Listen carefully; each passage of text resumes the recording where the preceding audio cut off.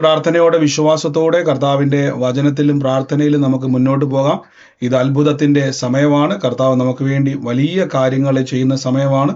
വിശ്വാസത്തോടെ പ്രാർത്ഥനയോടെ നമുക്ക് മുന്നോട്ട് പോകാം. കർത്താവ് നമുക്ക് വേണ്ടി വലിയ കാര്യങ്ങളെ ചെയ്യുക തന്നെ ചെയ്യും. തുടർമാനമായിട്ട് നമ്മൾ റോമർക്ക് എഴുതിയ ലേഖനമാണ് കേട്ടുവന്നത്. റോമർക്ക് എഴുതിയ ലേഖനം എനിക്ക് തോന്നുന്നത് മിക്ക ആളുകൾക്കും വായിക്കുമ്പോൾ, എത്ര പേർക്ക് വായിക്കുന്ന സമയത്ത് റോമർക്ക് എഴുതിയ ലേഖനം ഇച്ചിരി ബുദ്ധിമുട്ടോടെ മനസ്സിലാക്കുവാൻ പാടുണ്ടെന്ന് ഫീൽ ചെയ്ത ആരെങ്കിലും ഉണ്ടോ? റോമർക്ക് എഴുതിയ ലേഖനമൊക്കെ വായിക്കുമ്പോൾ ഓക്കെ, വിശ്വാസപ്രഖ്യാനം. കർത്താവെ, കാൽവരി ക്രൂശിൽ എന്റെ കർത്താവ് എന്റെ പാപത്തെയും എന്റെ ശാപത്തെയും തന്റെ ശരീരത്തിൽ വഹിച്ചതിനാൽ ഞാൻ നീതിമാനും അനുഗ്രഹിക്കപ്പെട്ടവനുമാണ്. യഹോവ എന്റെ ഇടയനാകുന്നു, എനിക്കൊന്നിനും മുട്ടുണ്ടാകത്തില്ല. എന്റെ സഹായം ആകാശത്തെയും ഭൂമിയെയും ഉണ്ടാക്കിയ ദൈവത്തിൽ നിന്ന് വരുന്നു. എന്റെ രോഗത്തെയും എന്റെ ദാരിദ്ര്യത്തെയും കർത്താവ് ക്രൂശിൽ തന്റെ ശരീരത്തിൽ വഹിച്ചതിനാൽ രോഗത്തിനോ രോഗശക്തിക്കോ രോഗത്തിന്റെ ദുരാത്മാക്കൾക്കോ എന്റെ മേൽ അവകാശം ഇല്ല. ജാതികളുടെ നടുവിൽ എന്റെ സന്തതികളെയും വംശങ്ങളുടെ മധ്യ എന്റെ പ്രജയം അറിയും. എന്റെ തലമുറകളെ കാണുന്നവരൊക്കെ പറയും, ഇത് യഹോവ അനുഗ്രഹിക്കപ്പെട്ട തലമുറ എന്ന് പറയും. ഞാൻ ദിവ്യാരോഗ്യത്തോടെ ദീർഘായുസോടെ കുടുംബമായിരുന്ന ദൈവത്തിന്റെ പ്രവർത്തികളെ വർണ്ണിക്കും. പാമ്പുകളെയും തേളുകളെയും ശത്രുവിന്റെ സകല ബലത്തെയും ചവിട്ടുവാൻ കർത്താവിൽ എനിക്ക് അധികാരമുണ്ട്. ഒന്നും ഒരിക്കലും ഒരു ദോഷവും എനിക്ക് വരുത്തുകയില്ല. ഭൂലോകത്തിന്റെ അറ്റത്തോളം പോയി സകല സൃഷ്ടിയോടും എന്ന് സുവിശേഷം പ്രസംഗിപ്പാനും രോഗികളെ ഇന്ന് സൗഖ്യമാക്കുവാനും ഭൂതങ്ങളെ ഇന്ന് പുറത്താക്കുവാനും ഇന്ന് മരിച്ചതിനെ ഉയർപ്പിക്കുവാനും അത്ഭുതങ്ങളും അടയാളങ്ങളും എന്നിലൂടെ വരുവാൻ കർത്താവ് എന്നെ അഭിഷേകം ചെയ്തിരിക്കുന്നു. ആമേൻ. കർത്താവിന്റെ ശ്രേഷ്ഠകരമായ അഭിഷേകത്തിനായി ഞാൻ നന്ദി പറയുന്നു. ദൈവത്തിന്റെ പരിശുദ്ധാത്മാവ് നമ്മളെ സകല വിഷയത്തിലും സാക്ഷ്യമാക്കി മാറ്റുന്ന ദൈവത്തിന്റെ കൃപയ്ക്കായി നന്ദി പറയുന്നു. ഇത് അത്ഭുതത്തിന്റെ സമയമാണ്. കർത്താവ് നമുക്ക് വേണ്ടി വലിയ അത്ഭുതങ്ങൾ ചെയ്യുക തന്നെ ചെയ്യും. നന്ദിയോടെ നമുക്ക് ദൈവത്തെ സ്തുതിക്കാം. നന്ദിയോടെ കർത്താവിനെ വാഴ്ത്താം. കർത്താവിന്റെ കൃപ നമ്മുടെ ജീവിതത്തിൽ എല്ലാ മേഖലയിലും ഇന്ന് വ്യാപരിക്കുന്നല്ലോ. ഇന്നും നമുക്ക് പ്രാർത്ഥിക്കാം. ഇന്നും നമുക്ക് വിശ്വാസത്തോടെ മുന്നോട്ട് പോകാം. ദൈവത്തിന്റെ വലിയ മഹത്വം നമ്മുടെ ജീവിതത്തിൽ ചെയ്യും. ആമേൻ.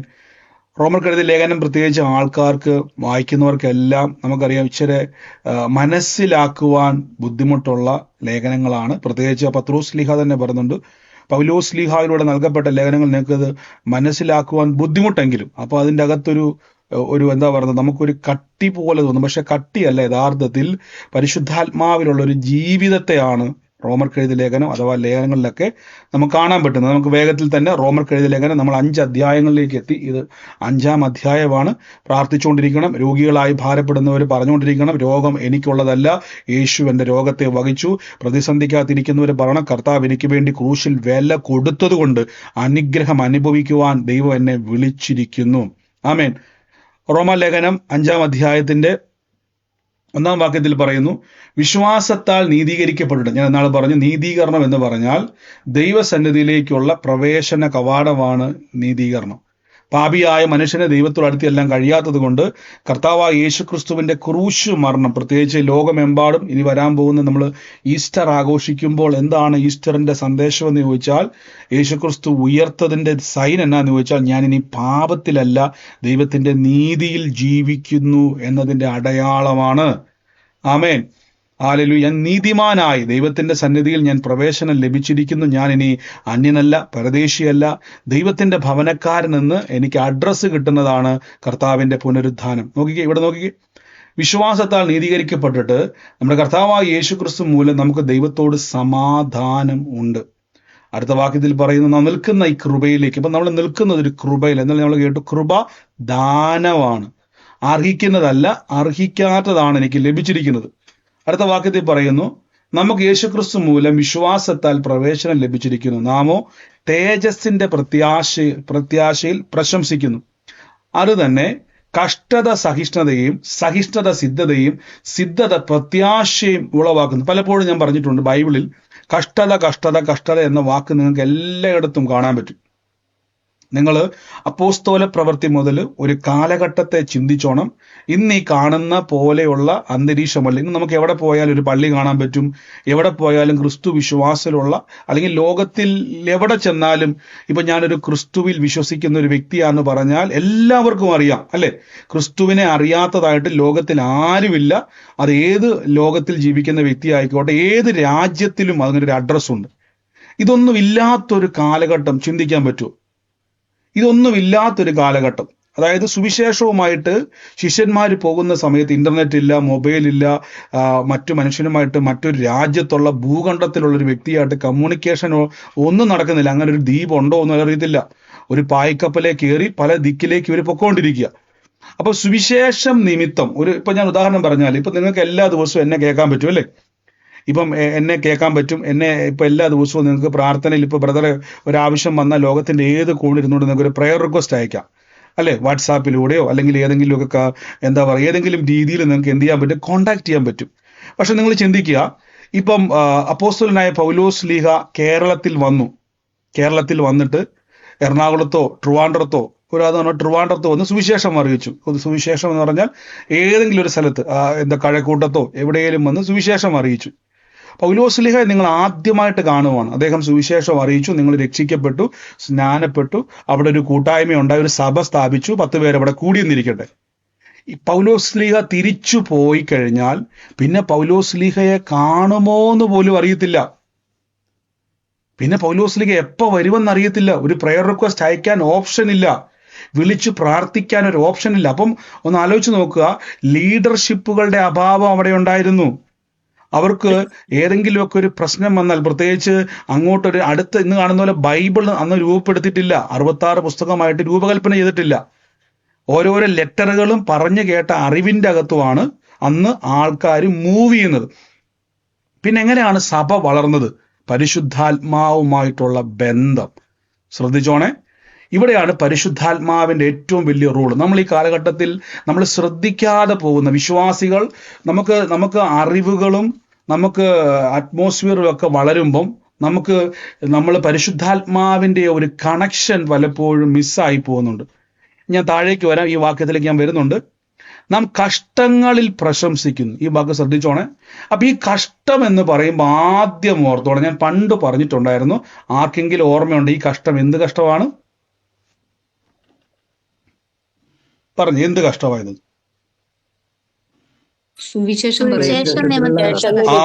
സുവിശേഷം നിമിത്തമുള്ള കഷ്ടതയെ പറ്റിയാ പൗലോസ് പറയുന്നത്. പക്ഷെ നമ്മൾ പലപ്പോഴും നമ്മുടെ ജീവിതത്തിൽ ഒരു പ്രതികൂലം ഉണ്ടാകുമ്പോൾ ഉടനെ പറയും ഈ കഷ്ടത്തിൽ ഞാൻ പ്രശംസിക്കുന്നു. ഇപ്പൊ ഉദാഹരണം പറഞ്ഞാൽ, ഒരു രോഗിയായിരിക്കുന്ന വ്യക്തി, അതൊരു കഷ്ടതയല്ലേ? ഒരു രോഗത്താൽ ഇരിക്കുന്ന വ്യക്തി, നടക്കാൻ കഴിയാതിരിക്കുന്ന വ്യക്തി, അല്ലെങ്കിൽ ഏതെങ്കിലും രോഗാവസ്ഥയിൽ ഇരിക്കുന്ന വ്യക്തി ഒരു കഷ്ടത്തിന്റെ അകത്താണ്. പെട്ടെന്ന് ഈ വചനം കാണുമ്പോൾ മനസ്സിലേക്ക് വരും, ഞാൻ എൻ്റെ കഷ്ടങ്ങളിലും പ്രശംസിക്കുന്നു. അപ്പൊ ബൈബിൾ അങ്ങനെ പറയുന്നല്ലേ? അപ്പൊ രോഗം ആയിരുന്നാലും കുഴപ്പമൊന്നുമില്ല, പ്രശംസിക്കുന്നു. അതിന്റെ അർത്ഥം, കർത്താവെ, ഞാൻ ഈ രോഗത്തിരുന്നു കൊണ്ട് ഞാൻ കർത്താവിന് നന്ദി പറയുക. രോഗം എനിക്ക് വിഷയമല്ല, അതുകൊണ്ട് ഞാൻ കർത്താവിനെ സ്തുതിക്കുന്നു എന്ന് എന്ത് ചെയ്യുന്നു എന്നല്ല അതിന്റെ അർത്ഥം. നോക്കിക്കേ, ദൈവത്തെ മഹത്വപ്പെടുത്തുന്നു. പ്രശംസിക്കുക എന്ന് പറഞ്ഞാൽ ദൈവത്തെ ഗ്ലോറിഫൈ ചെയ്യുന്നു. അവിടെ പറഞ്ഞത് rejoice in hope of the glory of God എന്ന് പറഞ്ഞേക്കുന്നത്. നമ്മൾ അതിൽ ദൈവത്തെ ഒരിക്കലുമല്ല രോഗത്തിൽ ഇരുന്നു കൊണ്ടല്ല നാം ദൈവത്തെ മഹത്വപ്പെടുത്തേണ്ടത്, സൗഖ്യമായിട്ടാണ്. കണ്ടോ? അപ്പൊ ഈ കഷ്ടത സുവിശേഷത്തിന്റെ അകത്തുണ്ടാകുന്നു. റോമിൽ യഥാർത്ഥത്തിൽ പൗലോസ് ലീഗ പലതവണ വിസിറ്റ് ചെയ്യുവാൻ ആഗ്രഹിച്ചൊരു മനുഷ്യനായിരുന്നു. സുവിശേഷത്തെ വളരെ സ്നേഹിക്കുന്ന ഒരു വ്യക്തി. അതുകൊണ്ടാണ് റോമാലേഖനം തുടങ്ങുമ്പോൾ തന്നെ പൗലോസ് പറഞ്ഞ വാക്കുണ്ട്, ഇത് യഥാർത്ഥത്തിൽ യഹൂദന്മാരാൽ മാനസാന്തരപ്പെട്ടവരല്ല, നമ്മളെപ്പോലുള്ള ആൾക്കാരാ. യേശുവിനെ അറിയാത്ത ആൾക്കാർ യേശുവിലേക്ക് വന്നവരാണ് റോമിലുള്ള ഈ സഭയിലുള്ള ആൾക്കാർ. അപ്പൊ അവരോട് പൗലോസ് പറയുമ്പോൾ നമ്മളോടും പറയാം. അപ്പൊ കഷ്ടത എന്നൊരു വാക്ക് കാണുമ്പോൾ ഉടനെ നിങ്ങൾ എന്ത് ചെയ്യരുത്? നിങ്ങൾ കടന്നു പോകുന്ന വിഷയവുമായിട്ട് കണക്ട് ചെയ്യരുത്. ഇവിടെ നോക്കിക്കേ, ഇനി കഷ്ടത സഹിഷ്ണുത സിദ്ധതയും പ്രത്യാശിക്കുന്നു. സിദ്ധത പ്രത്യാശ ഉളവാക്കുന്നുണ്ടോ? സിദ്ധത പ്രത്യാശ ഉളവാക്കുന്നു. അപ്പം ഏറ്റവും വലിയ പ്രത്യാശ എന്താ? ക്രിസ്തു വീണ്ടും വരും. ആ പ്രത്യക്ഷതയെ പറ്റിയാണ് പൗലോസ് ഇത് പറയുന്നത്. ഹല്ലേലൂയ. ഇനി തെളിവ് ഞാൻ പറഞ്ഞു തരാം. 5-ാമത്തെ വാക്യം കൊണ്ടോ, ഈ പ്രത്യാശയ്ക്കോ ഭംഗം വരുന്നില്ല. ഇപ്പൊ മനസ്സിലായോ ഏത് പ്രത്യാശയാ അത്? ക്രിസ്തുവേശുവിന്റെ വരവ്. അതിലൊരു മാറ്റം വരുന്നില്ല, അത് ഉറപ്പോടെ നിൽക്കുന്നു. ആ പ്രത്യാശയ്ക്ക് ഒരിക്കലും മാറ്റമില്ല. യേശു ക്രിസ്തു വരും. പിന്നെ പറയുന്നു, ദൈവത്തിന്റെ സ്നേഹം നമുക്ക് നൽകപ്പെട്ട പരിശുദ്ധാത്മാവിനാൽ നമ്മുടെ ഹൃദയത്തിൽ പകർന്നിരിക്കുന്നുവല്ലോ. കണ്ടോ? അപ്പൊ ഈ പ്രത്യാശയുടെ ഏറ്റവും വലിയ കാരണം നമ്മുടെ ഉള്ളിൽ ഒരു സ്നേഹം തന്നിട്ടുണ്ട്, ദൈവത്തിന്റെ സ്നേഹം.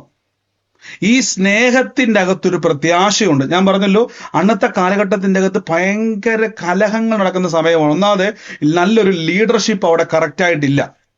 അപ്പോസ്തലന്മാർ ചെയ്ത ഏറ്റവും വലിയ നല്ല കാര്യം എന്ന് പറഞ്ഞാൽ അവർ പരിശുദ്ധാത്മാവുമായിട്ട് അവരെ കണക്ട് ചെയ്യാൻ തുടങ്ങി.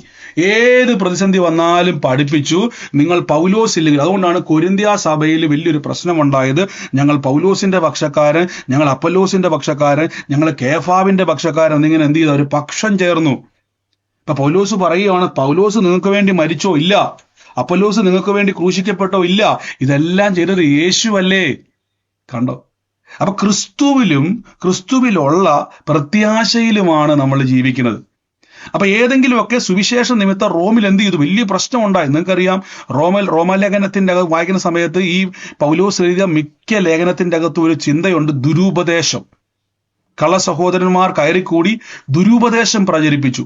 ഈ ദുരുപദേശത്തിന്റെ അകത്തുനിന്നും അവരെ വീണ്ടും ക്രിസ്തുവിലേക്ക് കൊണ്ടുവരികയാണ് ലേഖനങ്ങളിലൂടെ പൗലോസ് ലീഗ ചെയ്യുന്നത്. അപ്പൊ നമ്മളുമായിട്ട് എന്താ ബന്ധം ഞാൻ പറഞ്ഞു തരാം.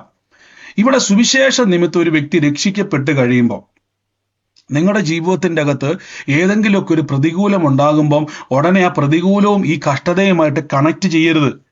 ഇവിടെ പറയുന്നു പ്രത്യാശയ്ക്ക് ഭംഗം വരുന്നില്ല. അപ്പൊ ഏത് പ്രത്യാശയാണ്? യേശുക്രിസ്തുവിന്റെ പ്രത്യക്ഷതയെ പറ്റിയാണ് പറഞ്ഞേക്കുന്നത്. കർത്താവ് വീണ്ടും വരും. നമ്മൾ വിശ്വാസത്തിൽ നിലനിൽക്കണം.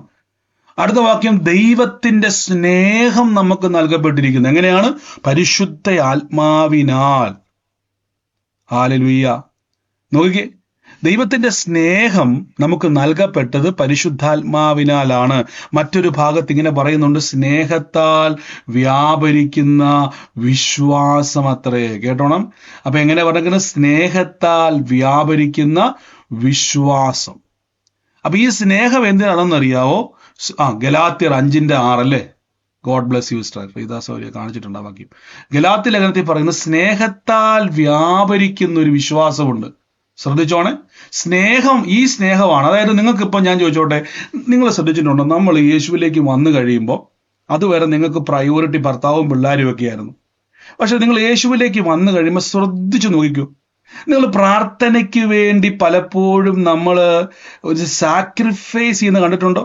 നിങ്ങൾ പോലും അറിയാത്ത ഭർത്താവ് പറയുന്നത് നീ പ്രാർത്ഥനയ്ക്ക് പോകണ്ട, ഇന്നിരുന്ന് പ്രാർത്ഥിക്കണ്ട. മക്കൾ പറയും എന്തിനാ അമ്മച്ചി എപ്പോഴും പ്രാർത്ഥിക്കുന്നത്? നിങ്ങൾ പോലും അറിയാതെ ദൈവസന്നിധിയിൽ ഇരിക്കാനും പ്രാർത്ഥനയ്ക്കൊക്കെ പോകാനും കൂട്ടായ്മ ഇരിക്കുവാനും ഒക്കെ നിങ്ങൾ പോലും ഇന്നലകളിൽ നിങ്ങൾക്ക് ഇല്ലാതിരുന്ന ഒരു ഇഷ്ടം, ഒരു അറ്റാച്ച്മെന്റ് എത്ര പേർക്കുണ്ട്?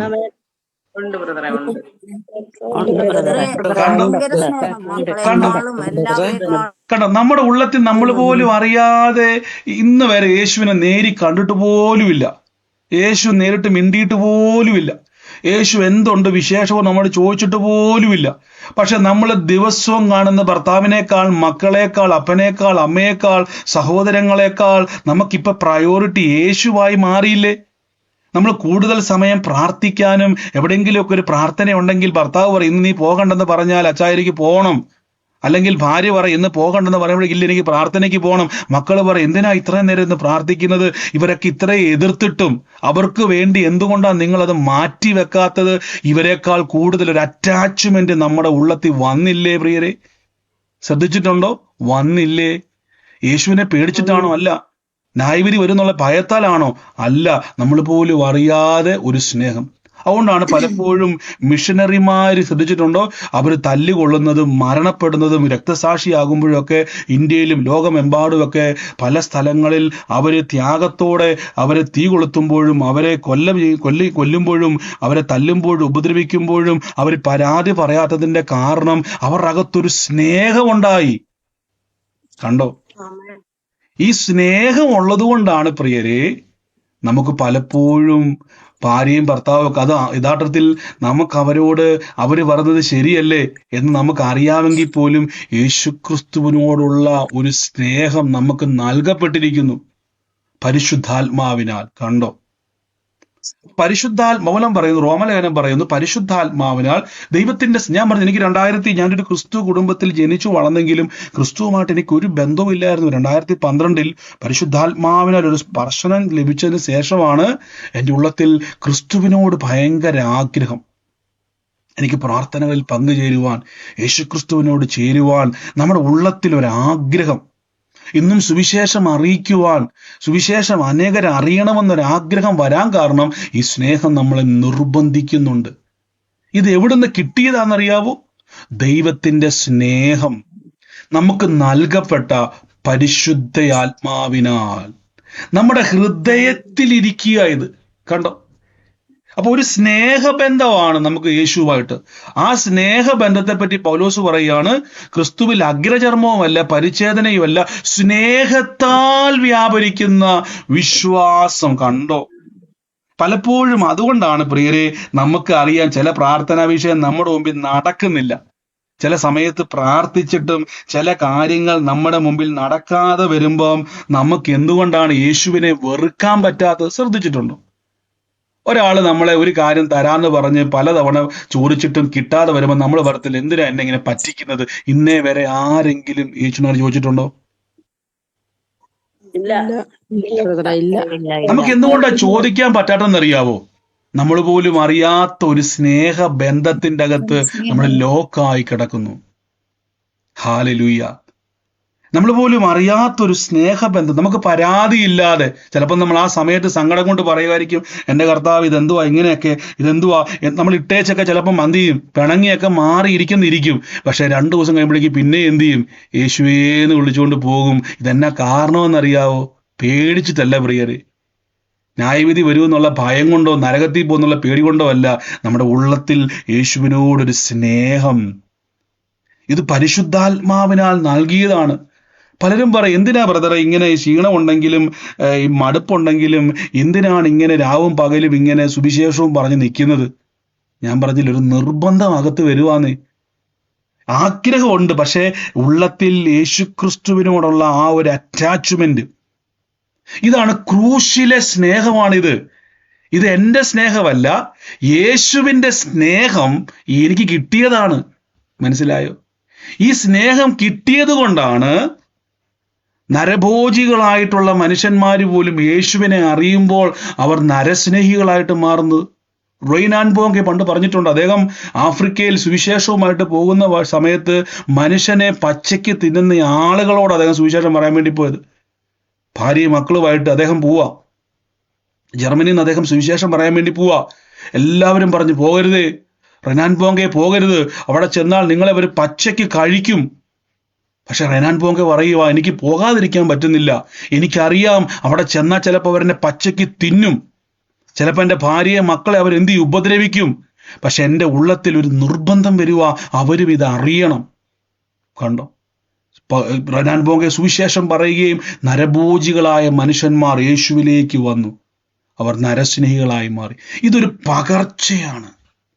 യേശുവിൻ്റെ സ്നേഹം നമുക്ക് പലപ്പോഴും ചില ദൈവം എന്നെ എത്രത്തോളം സ്നേഹിക്കുന്നു എനിക്കറിയത്തില്ല. ഈ സ്നേഹം എനിക്ക് വെളിപ്പെട്ട് വരുന്ന പരിശുദ്ധാത്മാവിലൂടെ. മനസ്സിലായോ? ഈ സ്നേഹം എന്നെ നിർബന്ധിക്കുമെന്ന് പൗലോസ് പറയുന്നുണ്ട്. നോക്കി, ഈ വാക്ക് കണ്ടോ? അപ്പൊ സ്നേഹത്താൽ വ്യാപരിക്കുന്ന വിശ്വാസം, ഈ വിശ്വാസമാണ് ഡെവലപ്പ് ചെയ്ത് വരേണ്ടത്. ശ്രദ്ധിച്ച്, റോമർക്ക് എഴുതിയ ലേഖനത്തിൽ പൗലോസ് പറയുകയാണ്, നിങ്ങൾ കഷ്ടത, സുവിശേഷ നിമിത്തം ഉണ്ടായ കഷ്ടതകൾ വരുമ്പോൾ നിങ്ങൾ എന്ത് ചെയ്യണം? നോക്കി, കഷ്ടത സഹിഷ്ണുത സിദ്ധതയും പ്രത്യാശയും ഉളവാക്കുന്നു. നോക്കിക്കേ, റോമാലേഖനം 1-ാം അധ്യായം വായിക്കുന്ന സമയത്ത് നമുക്കവിടെ കാണാൻ പറ്റും ഇവരെങ്ങനെയുള്ളവരായിരുന്നു നമുക്ക് കാണാൻ പറ്റും. റോമാലേഖനം 1-ാം വാക്യം നിങ്ങൾ നോക്കിയേ, അവിടെ പൗലോസ് അവിടെ പറയുന്നത്, അവന്റെ നാമത്തിൽ സകല ജാതികളുടെ ഇടയിൽ വിശ്വാസത്തിന്റെ അനുസരണം വരുത്തേണ്ടതിന് കൃപയും അപ്പോസ്തോലത്വവും പ്രാപിച്ചു. അങ്ങനെ ഓരോ കാര്യങ്ങൾ പൗലോസ് പറഞ്ഞു വരുവാണ്. എന്നാൽ ശേഷം ജാതികളിൽ എന്ന പോലെ നിങ്ങളിലും വല്ലതും ഫലം ഉണ്ടാകേണ്ടതിന് നിങ്ങൾ അടുക്കൽ വരുവാനും പലപ്പോഴും ഭാവിച്ചു. നോക്കി, പൗലോസ് ലീഗ പലപ്പോഴും ആഗ്രഹിച്ചു. റോമിലുള്ള ആളുകളെ ശരിക്കും പറഞ്ഞാൽ പൗലോസ് കണ്ടിട്ടേയില്ല. ഇന്നേ വരെ പൗലോസ് ലീഗ റോമിൽ സുവിശേഷവുമായിട്ട് പോയിട്ടില്ല. നോക്കിക്കേ, എന്നാൽ സഹോദരന്മാർ, എനിക്ക് ശേഷം ജാതികളിൽ എന്നതുപോലെ നിങ്ങളിലും വല്ല ഫലവും ഉണ്ടാകേണ്ടതിന് നിങ്ങളുടെ അടുക്കിലേക്ക് വരുവാൻ പലപ്പോഴും ഞാൻ ഭാവിച്ചു. കണ്ടോ, പലപ്പോഴും ഞാൻ ആഗ്രഹിച്ചു, എങ്കിലും ഇതുവരെ മുടക്കം വന്നു. പൗലോസ് പോയിട്ടില്ല, പക്ഷെ പൗലോസിനെ ഇവർക്ക് അറിയാം. പൗലോസിന്റെ ലേഖനങ്ങളിലൂടെ യേശുവിനെ അവർക്ക് അറിയാം. ഇവർക്ക് വലിയ ഇഷ്ടമായിരുന്നു. സഭാചരിത്രം പറയുന്നു അവർക്ക് ഭയങ്കര ഇഷ്ടമായിരുന്നു പൗലോസിനെ. പൗലോസ് പലപ്പോഴും ഇവരുടെ അടുക്ക പോകാൻ ആഗ്രഹിച്ചു. കാര്യം റോമിലുള്ള ആളുകൾ ഒരു വ്യത്യസ്തരായിരുന്നു. അവരെപ്പറ്റി താഴേക്ക് വരുന്നു. അതുകൊണ്ടാണ് പൗലോസ് ലീഗ കൂടുതൽ സമയം യവനന്മാരെന്ന് അവിടെ പറയുന്നത്. യവനന്മാർക്കും ബർബരന്മാർക്കും ജാതികൾക്കും ബുദ്ധിഹീനർക്കും ഞാൻ കടക്കാരനാകുന്നു. ഇങ്ങനെ റോമിൽ നിങ്ങളോടുള്ള സുവിശേഷം അറിയിപ്പാൻ എന്നാൽ ആവോളം ഞാൻ ഒരുങ്ങിയിരിക്കുന്നു. കണ്ടോ, നിങ്ങളോട് സുവിശേഷം പറയുവാൻ ഞാൻ ഒരുങ്ങിയിരിക്കുക. ഇതുവരെ സാധിച്ചിട്ടില്ല. കണ്ടോ, പൗലോസ് പറയാണ്, പക്ഷെ നിങ്ങൾ തെറ്റിപ്പോകരുത്. ചിലപ്പോൾ എന്ത് ചെയ്യും, നമുക്ക് ചിലപ്പോൾ അതുകൊണ്ടാണ് നമ്മൾ സഭയിലൊക്കെ പോകുന്ന സമയത്ത് അവിടെ ചില സമയങ്ങളിൽ നമ്മളെ ചിലപ്പം നമുക്ക് ഇഷ്ടമില്ലാത്ത പല കാര്യങ്ങൾ അവിടെ ഉണ്ടാകും. പക്ഷെ അത് നിങ്ങൾ എന്ത് ചെയ്യണം, നമ്മൾ കർത്താവായ യേശുക്രിസ്തുവിന്റെ നാമത്തിൽ വേണം എല്ലാത്തിനെയും കാണാൻ. ഇവിടെ നോക്കിക്കേ, സുവിശേഷത്തെക്കുറിച്ച് എനിക്ക് ലജ്ജയില്ല. ആദ്യം യഹൂദനെന്നും യവനനെന്നും രക്ഷയ്ക്കായി ദൈവശക്തിയാവും. ഇന്നലെ നമ്മൾ അന്യഭാഷാ പ്രാർത്ഥന ലീഡ് ചെയ്തപ്പോൾ അൻസു സിസ്റ്റർ പറയാൻ ഇടയായി തീർന്നു, നിങ്ങൾ നാട്ടിൽ നമ്മുടെ പ്രാർത്ഥന മാർച്ച് മാസം വെക്കുന്ന സമയത്ത് നിങ്ങൾ ബ്രദറിനെ കണ്ട് പ്രാർത്ഥിക്കാനും ദൈവികമായ ആലോചനകൾ എന്തെങ്കിലും കേൾക്കുവാനും മാത്രം വരാതെ ഒരാഗ്രഹം ഇന്നു മുതൽ മനസ്സിലുണ്ടാകണമേ, ഒരാളെയെങ്കിലും ഞാൻ കൂട്ടിക്കൊണ്ട് വരും. ആ ഫിലിപ്പോസിനെ പോലെ അത്തിയുടെ ചൂട്ടിലിരിക്കുന്ന നദനയേലിനെ കൂട്ടിക്കൊണ്ട് വന്നതുപോലെ ഒരാളെയെങ്കിലും എന്നു മുതൽ എഴുതി വെക്കണം. കർത്താവെ, ഒരാളെയെങ്കിലും കൂട്ടിക്കൊണ്ട് വന്ന് നോക്കിക്കേ, സുവിശേഷം കേൾക്കുവാൻ, ബ്രദറിനെ കാണുവാനല്ല, സുവിശേഷം കേൾക്കുവാൻ. എൻ്റെ കൂടെ എന്ന് പറഞ്ഞ് ഞാൻ ഒരാളെയെങ്കിലും കൂട്ടിക്കൊണ്ട് വരും, സുവിശേഷം കേൾപ്പിക്കുവാൻ. ഇതൊരു അവസരമാണെന്ന് പറ.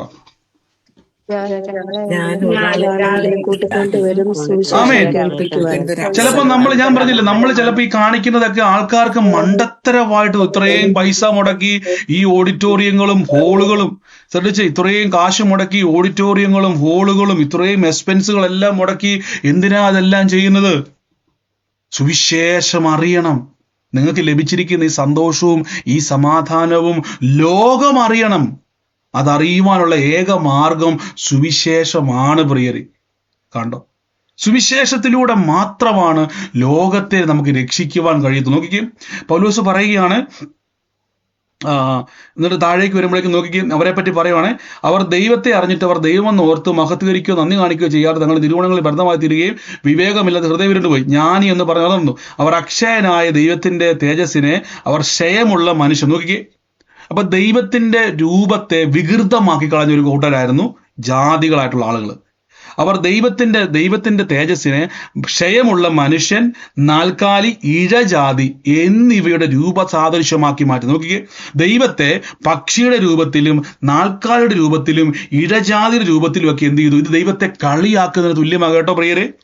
അതാണ് ഏറ്റവും കൂടുതൽ പറയത്തില്ലേ, ബൈബിൾ വ്യക്തമായിട്ട് വിഗ്രഹാരാധന പാപമാണെന്ന് പറയുവാൻ കാരണം നാം ദൈവത്തിന്റെ തേജസ്സിനെ വികലമാക്കുകയാണ്. നോക്കിക്കേ, ഇവിടെ ക്ഷയമുള്ള മനുഷ്യന്റെ രൂപത്തിലോ പക്ഷിയുടെ രൂപത്തിലോ നാൽക്കാലിയുടെ രൂപത്തിലോ ഇഴജാതി രൂപത്തിലോ അവർ സാദൃശ്യത്തിൽ മാറ്റിക്കളഞ്ഞു. അടുത്തത്, അതുകൊണ്ട് അവർ ദൈവത്തിന് തങ്ങളുടെ ഹൃദയത്തിലെ മോഹങ്ങളിൽ സ്വന്തം ശരീരങ്ങൾ തമ്മിൽ അവർ അപമാനരാഗത്തിൽ ഏൽപ്പിച്ചു കൊടുത്തു. അടുത്ത വാക്യത്തിൽ പറയുന്നു, അങ്ങനെ താഴെ പറയുന്നു, അതുകൊണ്ട് അവർ അവരെ അപമാനരാഗത്തെ ഏൽപ്പിച്ചു. സ്ത്രീകൾ സ്വാഭാവിക ഭോഗത്തെയും സ്വാഭാവിക വിരുദ്ധമാക്കി കളഞ്ഞു.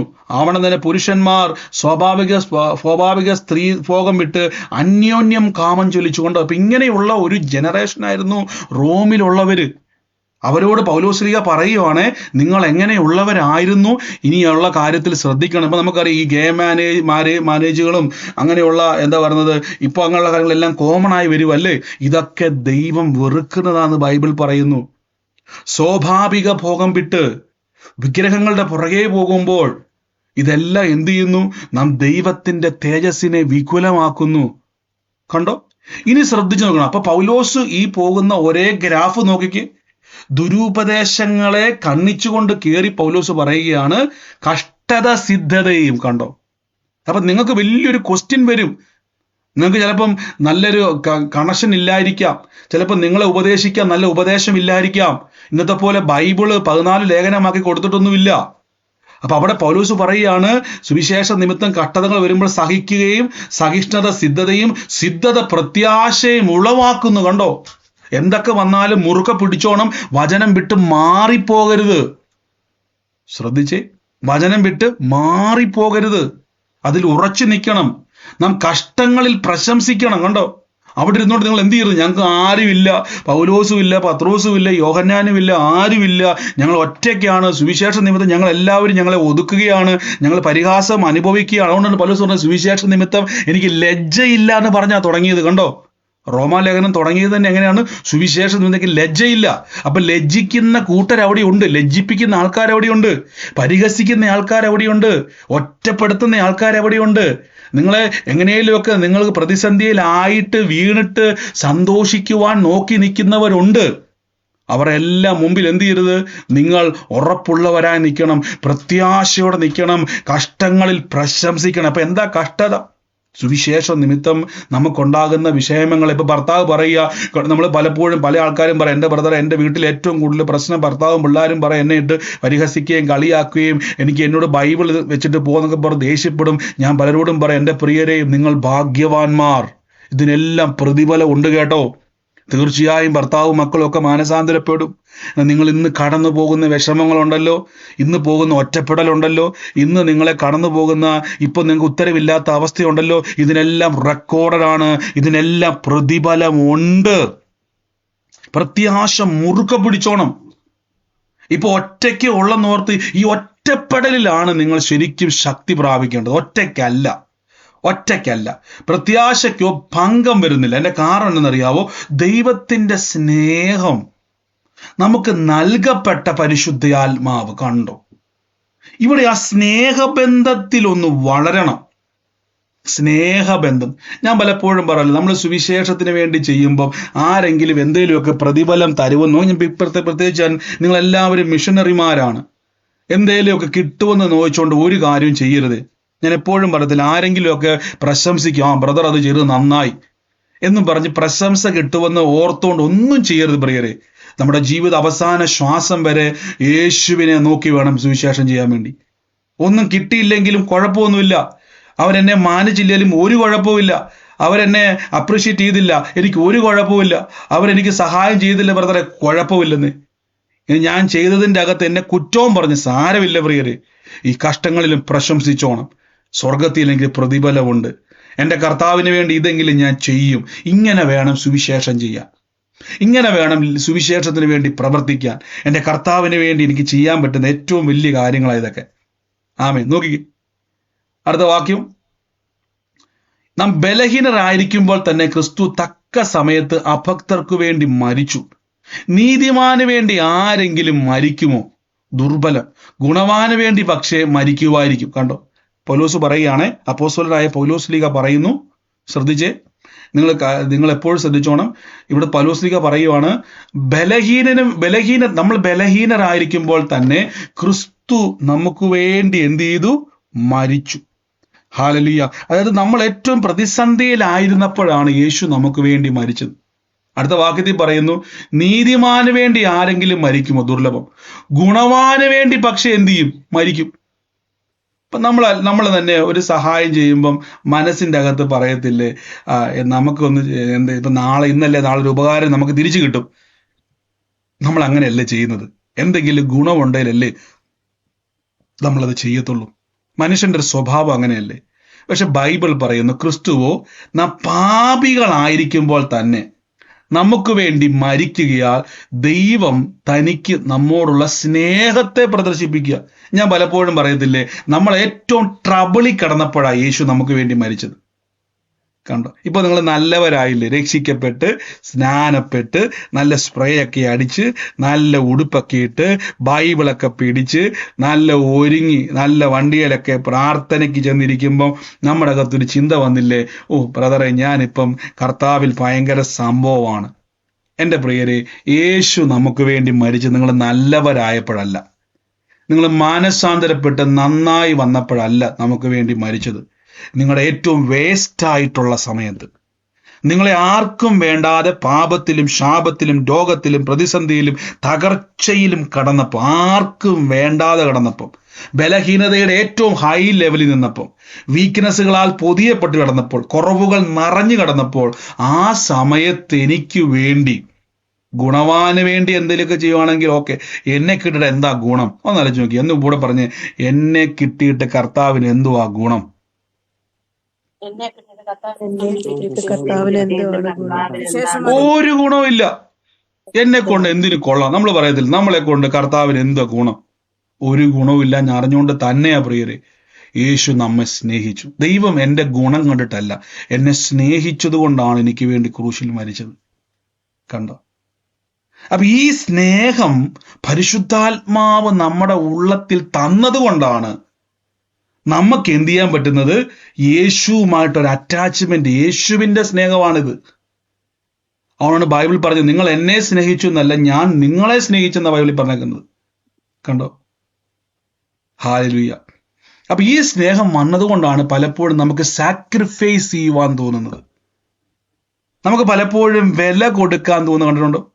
ഞാൻ അത് നിങ്ങൾ ശ്രദ്ധിച്ചാൽ മതി. നമ്മൾ പ്രാർത്ഥന എറണാകുളത്ത് വെച്ചപ്പോഴേക്കും പല ആൾക്കാരും എന്താ പറഞ്ഞത്, പല രാജ്യത്തുനിന്നും പല പട്ടണത്തിൽ നിന്നും ഒക്കെ പല സംസ്ഥാനത്തു നിന്നും എനിക്ക് തോന്നുന്ന നമ്മുടെ ഒത്തിരി പേരുണ്ട്. എന്നാൽ പോലും നമ്മുടെ ഇടുക്കിയിലുള്ള ഒരു അമ്മച്ചി, നേരെ ചൊവ്വയെ കണ്ണുപോലും ശരിക്കും കാണാൻ പറ്റത്തില്ല. അമ്മച്ചിക്ക് നേരെ ചൊവ്വയെ പ്രായമുള്ള അമ്മച്ചിയായിരുന്നു കേട്ടോ. അമ്മച്ചി കേൾക്കുന്നുണ്ടായിരിക്കും അല്ലേ? അമ്മച്ചി അവിടെ വന്നു. അമ്മച്ചി ആദ്യമായിട്ടാണ് ജീവിതത്തിൽ എറണാകുളം പട്ടണത്തിൽ വരുന്നത്, ആദ്യമായിട്ടാണ് വരുന്നത്.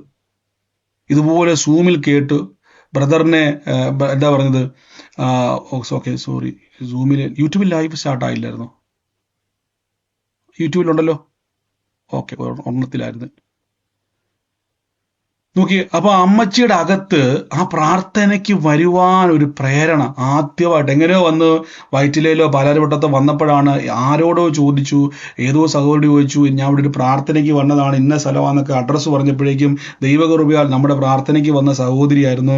ആ അമ്മച്ചിയും കൂട്ടിക്കൊണ്ട് അവിടെ വന്നു. ഹല്ലേലൂയ. അമ്മച്ചി കുറേ നാളായിട്ട് വിരലിലോ എന്തോ ഈ ഫിംഗർ എന്തോ ഒരു പ്രശ്നം ഉണ്ടായിരുന്നായിരുന്നു, യേശു സൗഖ്യമാക്കി. കണ്ടോ? അപ്പൊ എന്തിനാണ് ഇത്രയും കഷ്ടപ്പെട്ട് വരുന്നത്? എൻ്റെ ചോദ്യം, എന്തിനാണ് ഈ പ്രാർത്ഥനയ്ക്ക് ഇത്രയും ദൂരം? ഞാൻ ഒരാളെ മാത്രമല്ല പറഞ്ഞത്, ഒത്തിരി എല്ലാവരും കഷ്ടപ്പെട്ടാ വന്നത്. പല ജില്ലയിൽ നിന്നും പല രാജ്യത്തു നിന്നും വന്നവരുണ്ട്. ഫ്ലൈറ്റ് ടിക്കറ്റൊക്കെ എനിക്കറിയാം, ജോലി കിട്ടുന്ന പൈസ കൊണ്ട് ഇല്ലാത്ത കാശുണ്ടാക്കി ഫ്ലൈറ്റ് ടിക്കറ്റും ബുക്ക് ചെയ്ത് സംസ്ഥാനത്തുനിന്നും രാജ്യത്തുനിന്നും ഒക്കെ വന്നവരുണ്ട്. എന്തിനാണ് നിങ്ങൾ വരുന്നത്? എന്തോ ഒരു സ്നേഹം, നമ്മളെല്ലാം ബന്ധപ്പെടുത്തിയിരിക്കുന്ന ഒരു സ്നേഹം. ഈ സ്നേഹത്തെ ഡെവലപ്പ് ചെയ്യണം, ഇന്റിമസിയെ ഡെവലപ്പ് ചെയ്യണം. അതിനാര് സഹായിക്കണം? പരിശുദ്ധാത്മാവ്. നോക്കിയ ദൈവത്തിന്റെ സ്നേഹം. അപ്പൊ ദൈവത്തിന്റെ സ്നേഹം നമുക്ക് നൽകപ്പെട്ട പരിശുദ്ധാത്മാവ്. ഇതെങ്ങനെ ബ്രദർ ഈ സ്നേഹം ഒന്ന് വർദ്ധിപ്പിക്കുന്നത്? ആർക്കെങ്കിലും ഒരു ചോദ്യം വന്നോ? വന്നു. ശ്രദ്ധിച്ചോണം.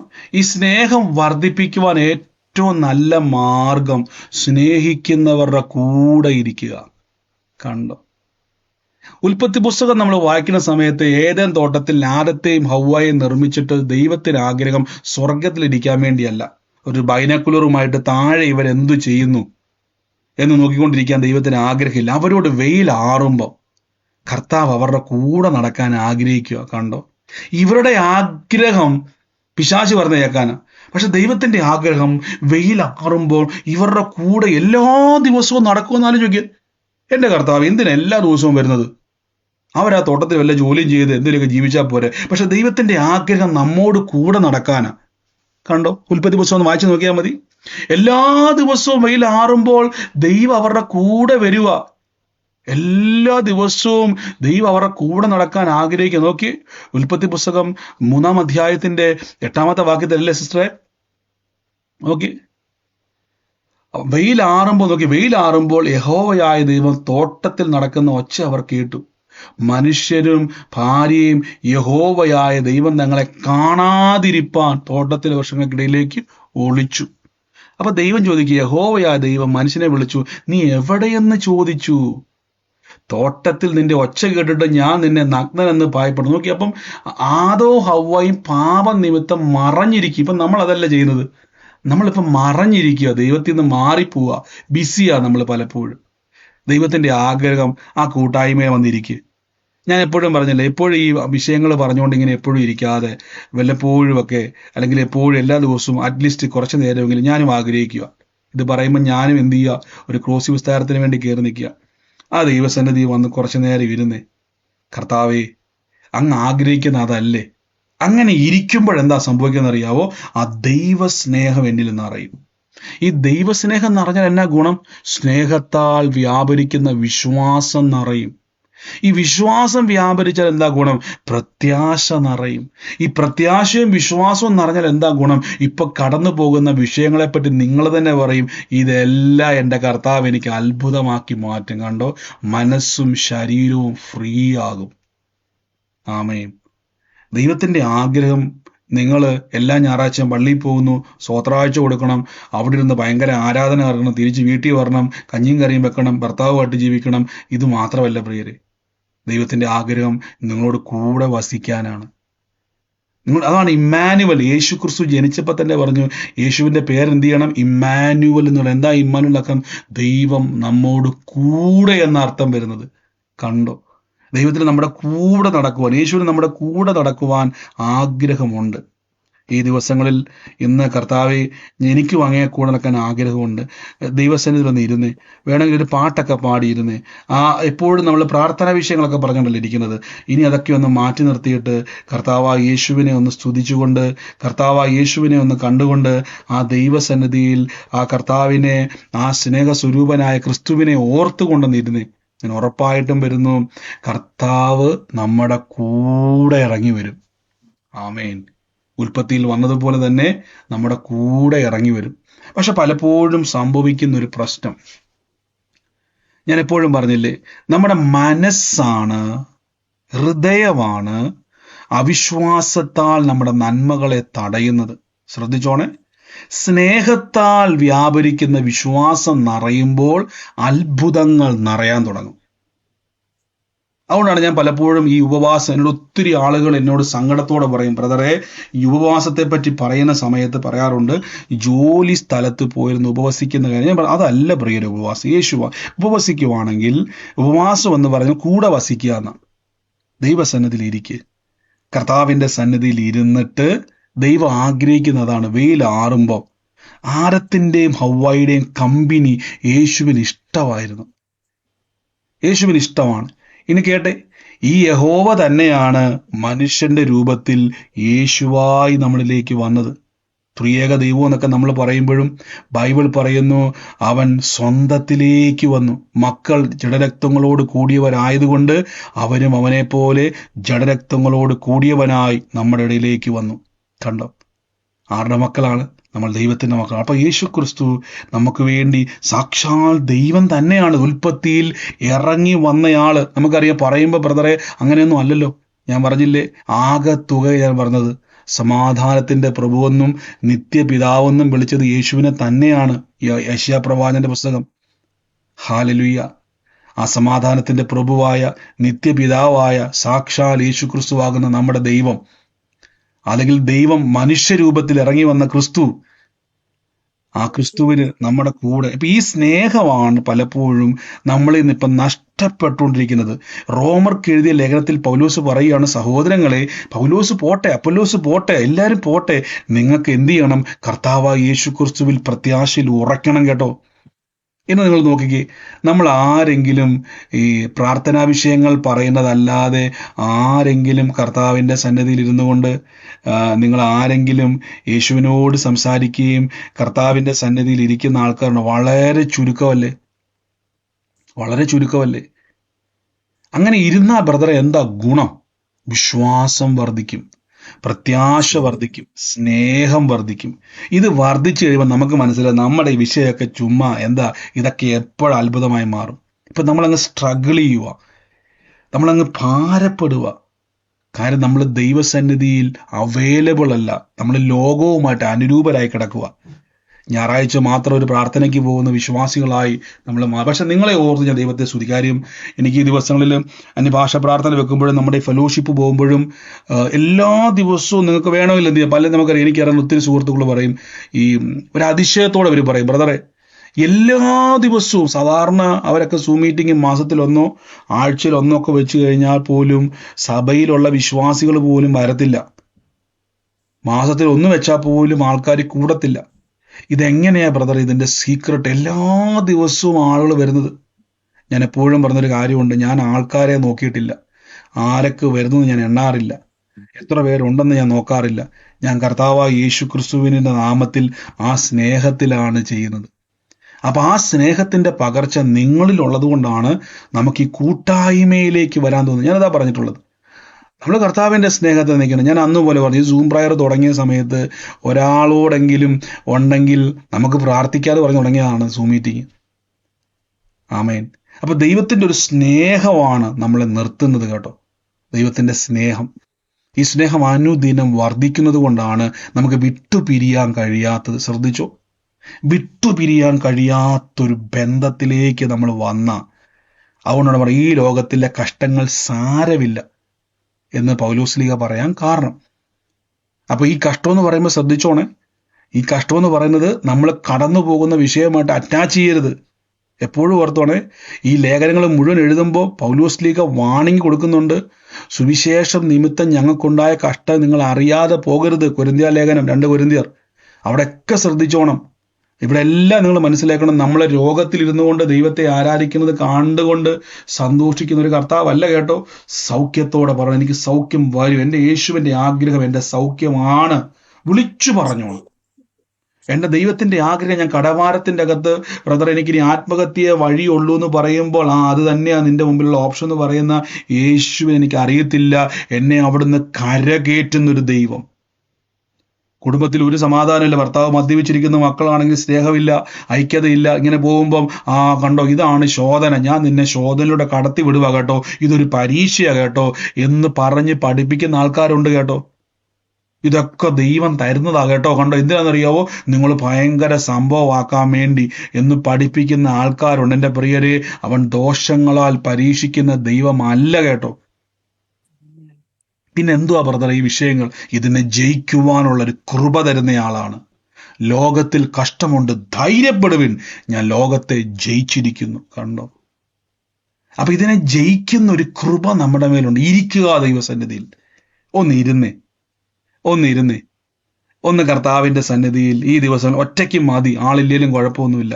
ആ ബൈബിൾ ഒക്കെ ആയിട്ടിരുന്നുകൊണ്ട് കർത്താവ് എൻ്റെ കൊച്ചിൻ്റെ വിഷയം, എൻ്റെ ഭർത്താവിൻ്റെ വിഷയം, എൻ്റെ ജോലി വിഷയം, നമ്മളെപ്പോഴും ഓർത്ത് അതൊക്കെ ദൈവം അത്ഭുതകരമായി നടത്തും കേട്ടോ. അത്ഭുതകരമായ ദൈവം നടത്തും, അത്ഭുതം നടക്കും.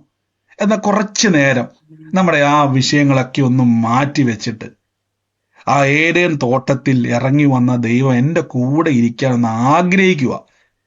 ശ്രദ്ധിച്ച് ഒരാഗ്രഹം. അപ്പം നമ്മൾ ആലോചിക്കും, നമ്മളിപ്പോൾ നിങ്ങളുടെ ഭാര്യ ഭർത്താവോ നിങ്ങളൊക്കെ വന്ന് നിങ്ങൾ സ്നേഹത്തോടെ വന്നിരിക്കാൻ വേണ്ടി ആഗ്രഹം, മക്കളൊക്കെ ഇരിക്കാൻ വേണ്ടി ഇരിക്കുക. ഉടനെ നമുക്കിന്ന് പലചരക്കടയിൽ പോകണം, അരി മേടിക്കണം, തക്കാളി മേടിക്കണം, മുട്ട മേടിക്കണം, അത് മേടിക്കണം, ഇത് മേടിക്കണം എന്ന് പറഞ്ഞുകൊണ്ട് വന്നാൽ എന്തായിരിക്കും നിങ്ങളുടെ മനസ്സ്? ഒന്ന് പറഞ്ഞ്. സന്തോഷമായിരിക്കുമോ അതോ നിങ്ങളുടെ മനസ്സ് എങ്ങനെയായിരിക്കും? ഒന്ന് പറഞ്ഞ്. സന്തോഷമില്ല. നമ്മൾ അത് തന്നെയാണ് നമ്മുടെ ഈ ഭൂമിയിലുള്ള ഒരു ഭാര്യയ്ക്കും ഭർത്താവിനും. ഭാര്യ അടുത്ത് വരും അല്ലെങ്കിൽ ഭർത്താവ് അടുത്ത് വരും, ഉടനെ പറയുവാണ് നമുക്കിന്ന് എന്നൊരു കാര്യം ചെയ്യാം, നമ്മൾ സ്നേഹത്തോടെ വന്നിരിക്കുമ്പോഴേക്കും ഉടനെ പറയും തന്നെ മേടിക്കേണ്ടത്, നമുക്ക് കടയിൽ പോട്ടെ എന്ന് പറയുന്ന ഒരു അറ്റാച്ച്മെന്റിലല്ല. അവിടെ കുറച്ചു നേരം ഇരിക്കുമ്പോൾ ഉണ്ടാകുന്ന ഒരു സ്നേഹത്തിലുള്ള ബന്ധം. യേശുവുമായി ബന്ധത്തിൽ നിറയുമ്പോൾ ഭൂമിയിലുള്ള വിഷയങ്ങൾ അത്ഭുതമാകും. ശ്രദ്ധിച്ചോണേ, യേശുവുമായി കൂടുതൽ ബന്ധപ്പെടുമ്പോൾ നമ്മുടെ ഭൂമിയിലുള്ള നമ്മുടെ ഭാരങ്ങൾ അത്ഭുതമായി മാറും. ആമേൻ. അതെന്താ അതിൻ്റെ സീക്രട്ട് എന്ന് ഞാൻ പറഞ്ഞു തരാം.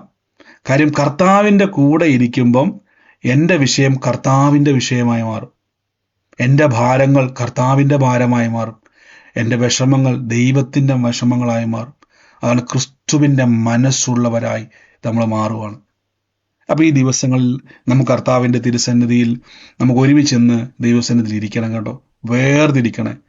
ആ പ്രയർ റിക്വസ്റ്റ് ഒക്കെ പിന്നീട് പറയാം, അതിനുവേണ്ടി നമുക്കൊരു സമയം മാറ്റി വെക്കാം. പക്ഷെ എന്നാൽ കുറച്ചു നേരം ഒരു പാട്ടൊക്കെ പാടി ആ കർത്താവിന്റെ സ്നേഹത്തെ വർണ്ണിക്കുന്ന ആ സ്തുതിഗീതങ്ങളൊക്കെ ഒന്ന് പാടി ഒന്ന്, ഞാൻ ഉറപ്പായിട്ടും പറഞ്ഞു, യേശു വന്ന് അടുത്തിരിക്കുന്നത് കാണാൻ പറ്റും, കണ്ണുകൊണ്ട് കാണാൻ പറ്റും. നന്ദി യേശുവേ, നന്ദി കർത്താവേ, നന്ദി പരിശുദ്ധാത്മാവേ, നന്ദി കർത്താവേ. ഞാൻ എൻ്റെ ജീവിതത്തിൽ ഇപ്പോഴും ഓർക്കുന്ന ഒരു വലിയൊരു അനുഭവമുണ്ട്. എറണാകുളത്ത് നമ്മുടെ പ്രാർത്ഥന, ഞാൻ പറഞ്ഞിട്ടുണ്ടല്ലോ പണ്ട് എറണാകുളത്ത് വെച്ച് പ്രാർത്ഥനയിൽ അന്നുണ്ടായ ഒരു ദുഃഖകരമായ ഒരു വിഷയം. ഞാനതിങ്ങനെ വളരെ, ഞാനും വൈഫ് ഇങ്ങനെ ഭാരപ്പെട്ട് ഞങ്ങളിങ്ങനെ വണ്ടിയിൽ ഇങ്ങനെ വരുന്ന വഴിക്ക് ഇപ്പോഴും ഞാൻ ഓർക്കുന്നുണ്ട്. എൻ്റെ നഗ്ന നേത്രം കൊണ്ടാണോ ഞാൻ കാണുന്നത് എനിക്ക് അപ്പോഴും ഓർമ്മയില്ല. വണ്ടി ഓടിക്കൊണ്ടിരിക്കുക, ചെറായിൽ നിന്ന് വൈറ്റിലയിലേക്ക് വന്നുകൊണ്ടിരിക്കുക കാറിൽ. വളരെ വിഷമത്തോടെ, വളരെ സങ്കടത്തോടെ. കാര്യം നമുക്കവിടെ മാനസികമായിട്ട് എനിക്ക് വേണേൽ പ്രതികരിക്കാമായിരുന്നു, പക്ഷെ മാനസികമായിട്ട് നമുക്ക് പ്രതികരിക്കാൻ നമുക്ക് പറ്റത്തില്ല. പ്രിയരെ, ക്രിസ്തുവിലുള്ള നമ്മളെ ദൈവം അങ്ങനെ നിയമിച്ചിരിക്കുക. ഞാൻ വളരെ സങ്കടത്തോടെ, വളരെ വലിയ പ്രതീക്ഷയോടെ, ഇപ്പം ഞാൻ ഉദാഹരണം പറഞ്ഞു, നമ്മൾ വലിയ ആഗ്രഹത്തോടെ ജനങ്ങൾ യേശുവിനെ കേൾക്കാൻ വേണ്ടി വരുമ്പോൾ ആ മീറ്റിംഗ് അവിടെ വെച്ച് ക്ലോസ് ആയി പോകുന്ന അവസ്ഥ അലച്ചു നോക്കി. ആ വലിയ സങ്കടത്തോടെ വരുന്ന സമയത്ത് ഞാൻ ശരിക്കും എൻ്റെ ജീവിതത്തിൽ, ഞാൻ ഇപ്പോഴും എനിക്കറിയത്തില്ല, പൗലോസ്ലീഹ പറഞ്ഞതുപോലെ ഞാൻ ജഡത്തോട് കൂടെയോ അതോ ആത്മാവോട് കൂടെ എനിക്കിപ്പോഴും അറിയത്തില്ല എന്ന് പറയുന്നത് പോലെ നമ്മുടെ നഗ്ന നേത്രം കൊണ്ട് ഞാൻ കാണുക, ബാക്ക് സീറ്റിൽ ഇങ്ങനെ യേശു ക്രിസ്തു ഇരിക്കുക, തോളിലോട്ട് ഇങ്ങനെ കൈവച്ച് തലോടുന്നത് ശരിക്കും ഫീൽ ചെയ്യുന്നത്, ശരിക്കും ഒരു വ്യക്തി ഇരുന്ന് നമ്മളെ പുറകിൽ ഇങ്ങനെ തലോടുന്നത് പോലെ നമുക്ക് പുറത്ത് ഫീൽ ചെയ്യുകയും ആ വ്യക്തി പുറകിൽ ഇരിക്കുന്നതായിട്ട് ശരിക്കും അനുഭവിക്കുന്നത്. അതൊരു തോന്നലല്ല. ഞാൻ പറഞ്ഞല്ലോ, അതുകൊണ്ടാണ് ഞാൻ പറഞ്ഞത്, നമുക്കറിയാത്തൊരു ആത്മമണ്ഡലം എപ്പോഴും നമ്മുടെ മുമ്പിലുണ്ട്. നഗ്നനേത്രം കൊണ്ടാണോ ഞാനിത് കാണുന്നത്, അതോ എൻ്റെ ആത്മീയ കണ്ണാണെന്ന് എനിക്ക് അപ്പോഴും അറിയത്തില്ല. പക്ഷെ വ്യക്തമായി നമ്മളെ തലോടുന്ന ഒരു കരം, വ്യക്തമായി നമ്മുടെ ശരീരത്തെ തലോടുന്ന ഒരു കരം.